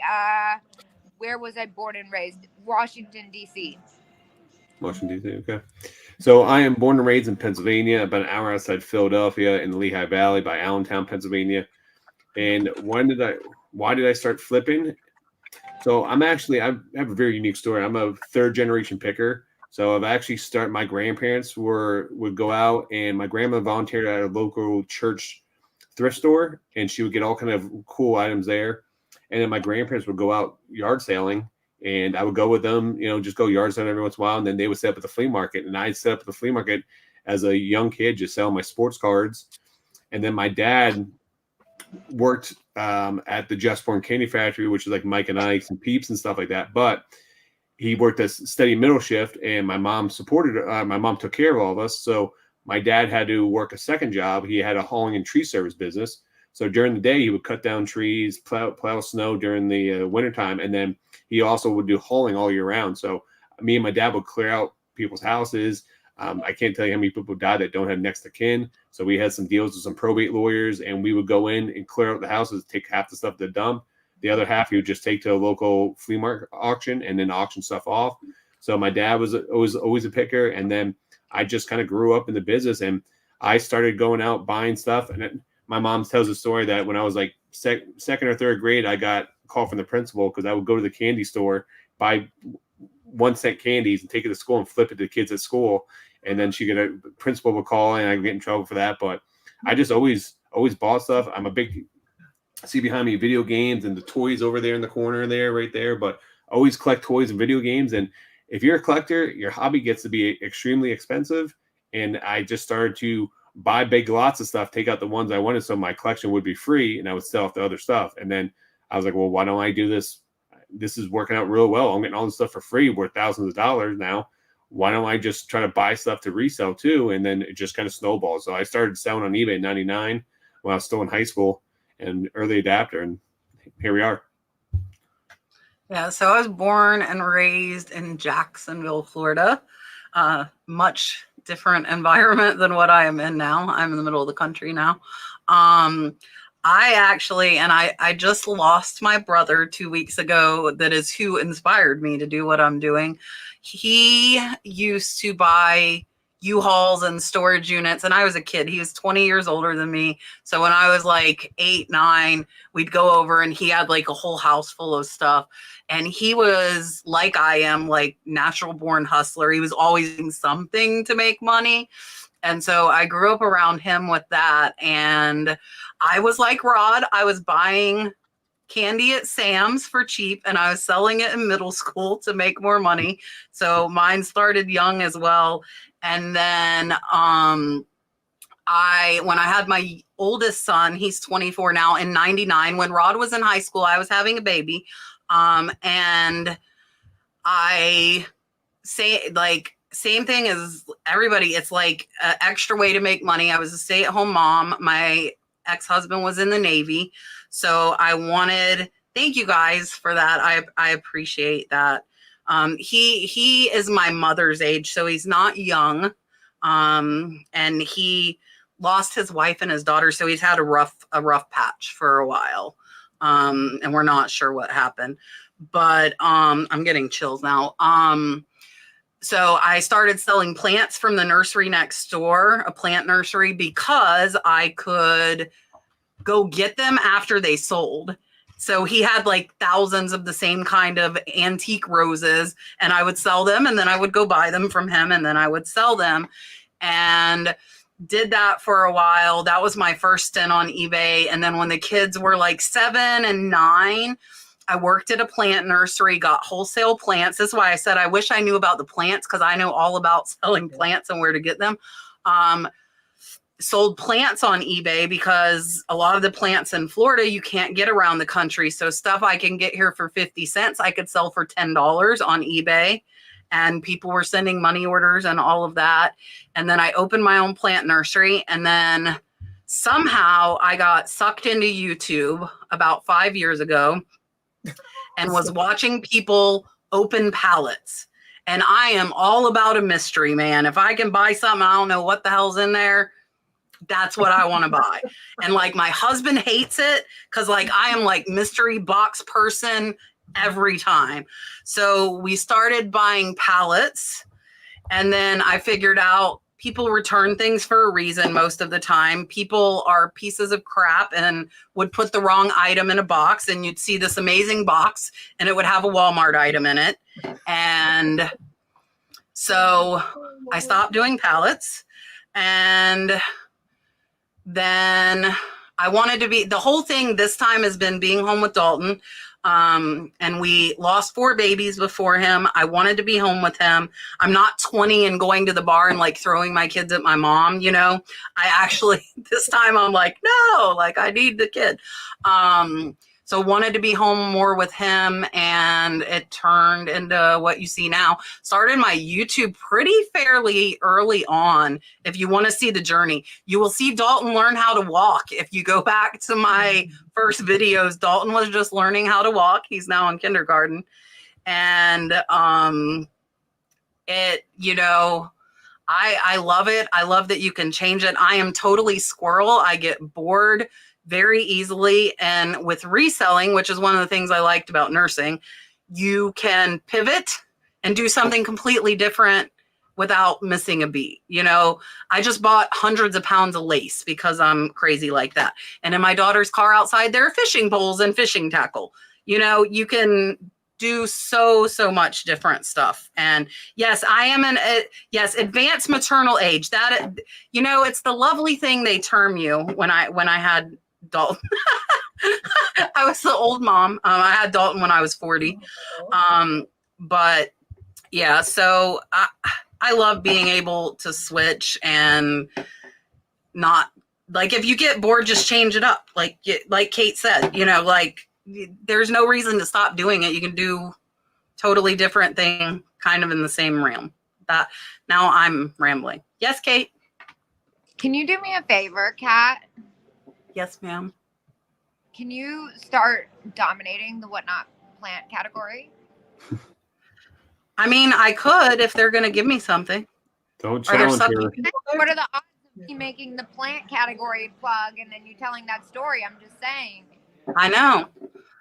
I'm going to write myself a note to call the nursery. No. I know. Why not? Why not? I'm just saying, She gets bored, and now she's going to be hardcore into plants now. She does know plants, though. She does. I do know them. I own my own plant nursery for a very, very long time. I went into one of them. I'm like, what the hell are plants doing on whatnot? I watched one. I did watch one. That would probably make me happy. All right. Jasmine said, that would make me want to do whatnot again. It would be back. That would literally be back to my roots to 1999 to the first thing I sold. 110%. Call them full circle. You're welcome. Thank you, Kate. All right. Jasmine said she has a negative on an item on the eBay app, but when she signs in on the computer, she doesn't see it. So she said USPS lost it. She bought him a new one. So does anybody know why? Yes, geriatric pregnancy. Does anybody know why it would be on the app and not on the laptop? That is what they call it. That makes no sense to me. And I'm also, oh God, you had to buy someone a new, okay. Oh, an item. You didn't have to buy a new laptop. Okay, hang on. I was like, wait a minute. They lost a laptop and you went and bought a new one instead of found a cloud. Okay, I get it. Hopefully it was a low-end item. No, I don't understand that. I don't understand that either. No, I don't. Sorry. I'll have to move that along, Jasmine. Yeah, it's almost 10 p.m., so my filter is fading. I'm just going to say it. I hate eBay. That sucks for you. I'm sorry. I would say eBay has tons of glitches. You may want to uninstall and reinstall the app, and maybe that could be it. It just could be frozen on. Maybe it was on there, got removed, and now it's no longer there. I don't know. Can't answer that one. I apologize. Yeah, I can't explain that either. I don't know if somebody in the chat can. I would ask what's your percent on the laptop? Is it 100 or is it like 98 or whatever? Like, I would wonder if it's showing on your percent. You guys you know all the licenses you have to get to have the plants, and you have to water them things. They're not like glass that just sit there. Then I'd have to. Brooke needs more hours. Maybe she would water the plants, but then I'd have to buy a greenhouse, Kate. Oh my gosh. I love Pandora's box. I love this for you. I'll be like, oh, we're going to turn one room in the house into a greenhouse. I'm going to water the plants in there. Let's put some plastic tarp down. Think I wouldn't do it. I might. Cindy wants to know, if we do you just have your name on an eBay account, and can you add a spouse's name? Oh, I don't know. I've never been interested in doing such a thing. I just have mine. I've never been interested, so I don't know. I don't know, Cindy. Yeah, if I was with somebody, he could get his own eBay account. I would say for tax purposes and stuff like that, I mean, if you guys are on the business account, it doesn't really matter whose name's on the eBay account, because you guys are running the business together. But yeah, I mean, that's going to be more, you would have to go in the settings and either contact eBay customer service to do it, but just be careful with tax purposes, what you're trying to do and put in other people's names. You can only have one social though. So you could put a business name, but you can't have two names on an account. You can only have one. But you can have a business name. So if you had an LLC with you and your business, Ping, I just said that. I got you, Ping. I got you. Because it's under a social. So you can only have one social. You guys are not helping. And I've been looking at greenhouses every time I drive by. I'm at the shed place. I'm like. Now, you can add other people. If you have a business account, you can add other people as a manager of the account and stuff like that. You can do that. But when it comes like the tax purposes, I guess you can only have one on there. So. Yes. Okay. I'm distracted. Now I'm thinking about which greenhouse I'm going to go buy. The chat's going wild for your plant excursion. I'm just saying.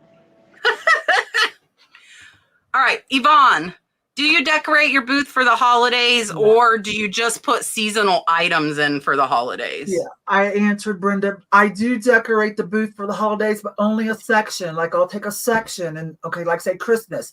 Here's a section here on top of this showcase. This is all the Christmas stuff. Some people do not care about Christmas. Some people do not care about Valentine's. Some people, Valentine's Day hurts their heart, actually. So, or like Easter or whatever. That's a religious holiday. So I don't want to take over the whole booth because I still want to sell my money-making type stuff. But I have to do my part as a vendor, to do some decorating for those that do come shopping and they want to see all of us vendors have a little bit of decoration and some holiday themed items for sale. But I don't let it overtake the booth and I keep it limited to an area. And congratulations, you just opened your own booth in Kansas. I will be traveling through Kansas. I will be in a few months when the weather breaks. Brenda. I don't even know where Kansas is. I'm sorry. It's the next state over. It's flat. I got to go through it to get to where it's next to Colorado.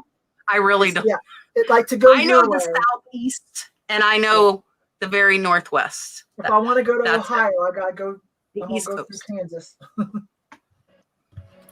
Rod, do you want to explain the shipping? Oh, sorry, Yvonne. Sorry. So it's right next to Colorado, though. Now I know. How am I doing shipping on my free giveaways? I pay for it out of pocket. So it's my way to get back to the community and get back to everyone that supported me on there. And every time I hit a new 1,000 followers, we do a free giveaway show for an hour. So don't miss it tomorrow night, Wednesday night, 7 p.m. Everything's free. Yeah, and I'm probably going to do one sometime next week too. Same thing, I'll probably do 30 things. My shipping's about $4 on jewelry. So giving away 30 things would be cost of whatever it is plus $120 or so. Yeah, but usually when I do my free shows, I think it costs me between $100 and $150 to do it. But yeah, that's what I was thinking. Yeah, some of that. It's basically promotional fees, guys. I mean, it's a write-off. It's a write-off, and it's write-off, and I'm moving merch, and it gets back to everyone gets happy with it. And who doesn't like free stuff for an hour? You have to give back. That's right. Something in the world, in your life. You can't somewhere, somehow, in things that you do. Yeah, for sure. Lucas, I messaged my reseller Genie and they haven't seen your question. I would implore you, I do not know, maybe somebody that's using my reseller Genie can answer this, but they are very active on Instagram. I would message them on Instagram and I bet you they will answer you really quick. Top says, is there any way of getting rid of negative feedback? It was from someone who created their account recently and has left over 20 people the same review. Only if it's within the last 30 days and you need to contact eBay. But if it's their opinion, eBay's not going to remove it just because of that. My last negative feedback that's still there, the person had left tons for other sellers that was just preposterous. Does anybody else have? I'm sorry, Kate. I'm Kat. No. I was asking if anybody else. Yeah. You can try to use the report seller and see, but good luck. But you can try it. Yeah. At least it'll be on record with them. And if enough people spoke up, maybe they might take a look at somebody's repetitive bad behavior. Yeah. Yeah, I could sell Spanish moss on Whatnot. And pine cone. We could do live picking. You can pick your own bunch of Spanish moss. from my trees. We can go in the wood. I could probably find all kinds of stuff in the woods. I have 11 acres. There's probably all kinds of stuff back there. Miss Barbara sent a $10 super chat, and she likes Pillow Fight, and I have not played that one yet tonight, so here you go.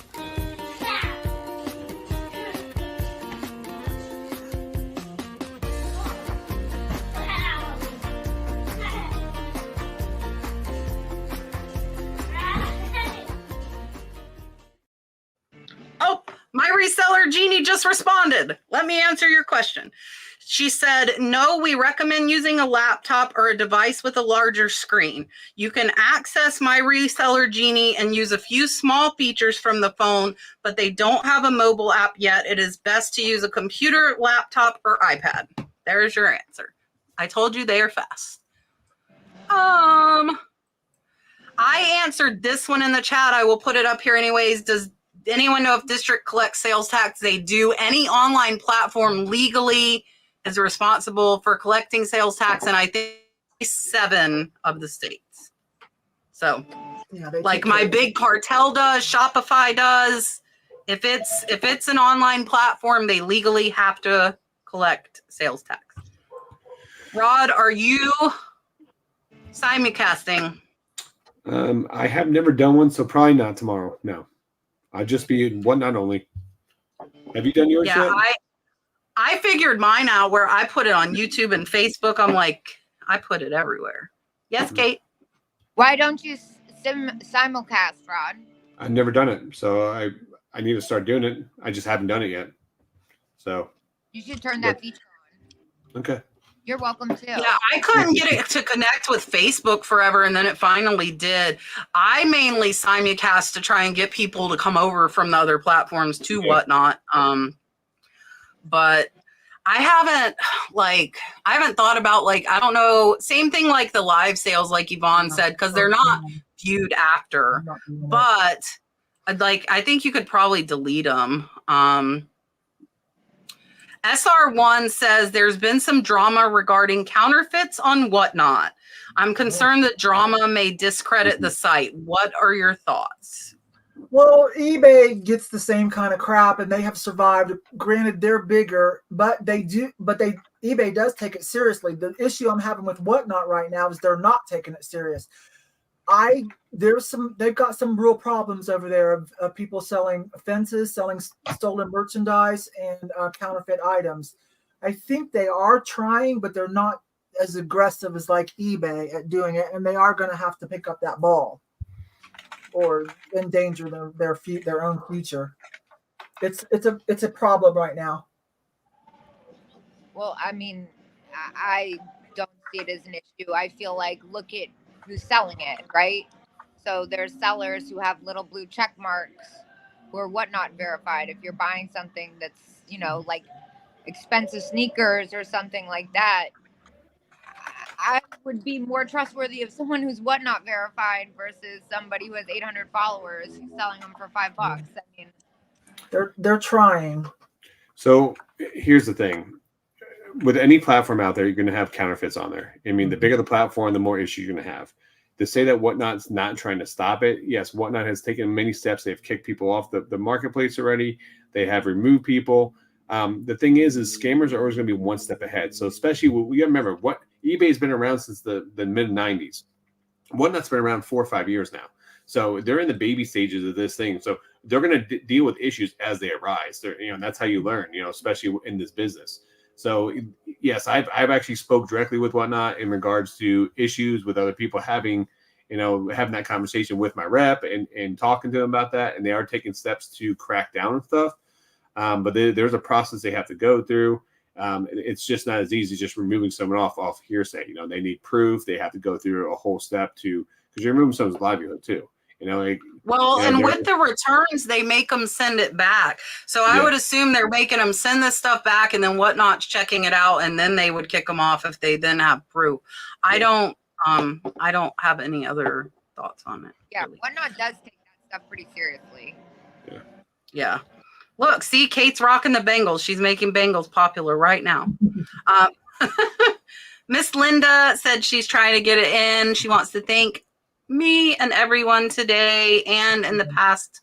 So thankful. You are very, very welcome. We are happy to be here and help. And I'm giving you my whale again.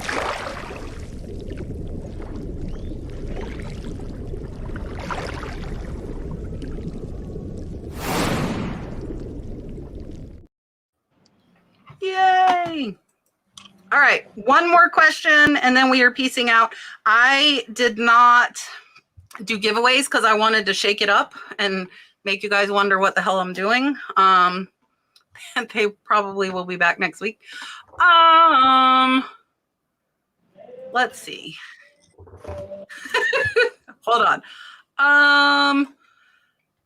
Light Streamer said, I'm moving in 6 weeks and would love tips on managing listings while moving, packing, organizing, fire sales, any advice on how best to coordinate a major shift to stay sane. Oh gosh. If we're talking eBay, are you I think anything Are really. you interested in vacation mode at all? Are you interested in that? Are you interested in having like a yard sale to get rid of some stuff, a yard sale, garage sale, or maybe offer some bulk lots on Facebook Marketplace or something of things that you really will be okay to let go out of your death pile or something? Oh my gosh, yeah. And then take it easy. Eat well. Take it easy. Keep your stress level down. I'm going to pass that on. I've moved 3 times in the past year and a half, and I've not stayed sane, so I'm not the one to ask. So I built a brand new house about a year, almost about a year and a half ago, to 2 years, almost 2 years now. And what I did was, I will tell you, you have more stuff than what you expect to have. So start early, start now immediately. I would do a fire sale, because one thing I learned with sourcing, we can always get new merchandise at any point in time. And you probably have a lot of stuff probably sitting in your store for a while. Do a fire sale and blow it all out and start fresh, because that's something I wish I could have done more, because I had to move all that stuff and things get unorganized and just becomes a pain. I couldn't find a lot of my orders. So I would have a yard sale. I would go to a flea market and bring stuff. I would literally do a fire sale, 50% off my eBay store, blow out a lot of merchandise just so I could just sell it off and less stuff I have to move. That's what I would do if I could do it all over again. I have built a compound and never plan on moving. So I don't think That's I'm a plan much. too, yeah. Unless I get rich enough, I can buy a private island, and then I would probably just pay my employees and have stuff shipped to them and still leave the stuff here. I wouldn't tackle. I can't imagine. I really like, but we plan on this being like our forever. We're staying here, so I'm not a good one. I'm not a mover. I'm not a mover. I will say that. I like to go on lots of trips, but I am not a mover. When we moved here, I put all this stuff in the barn, and 3 years later, I'd never even unpacked it. I ended up having to throw it all out, like shoes, clothes, all the things. All right, let me make Yvonne big and say bye. We are running a little bit over.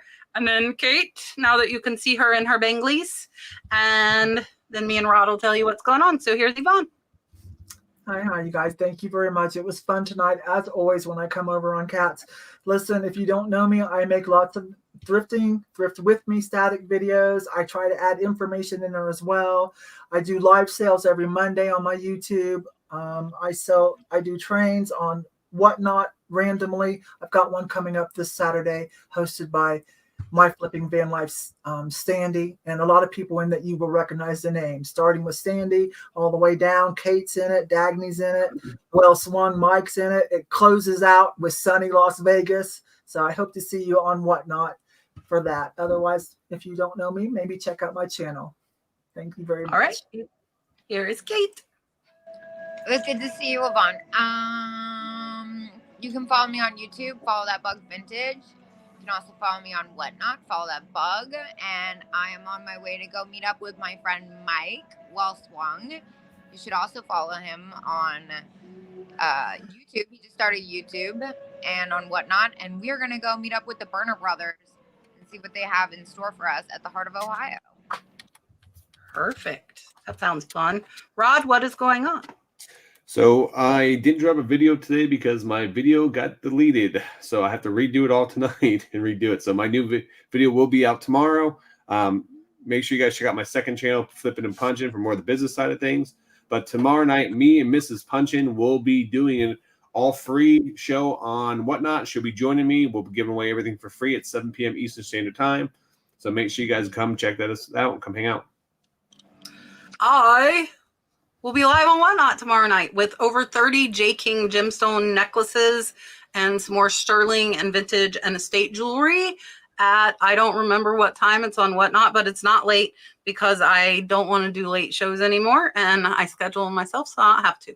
I also did not get my video edited. My video for it'll be tomorrow on Catch Treasure Hunting is with Sandy, My Flipping Van Life. Me, Rod is in it. Dave, ADH Dave is in it. Gino is in it. Marsha, Red Cardinal Treasures is in it. 5:30 p.m. Eastern Standard Time, Marsha says, is my show. So I will have a lot of stuff tomorrow. My video, I'm going to do that first. It was the only thing I didn't finish on my to-do list today.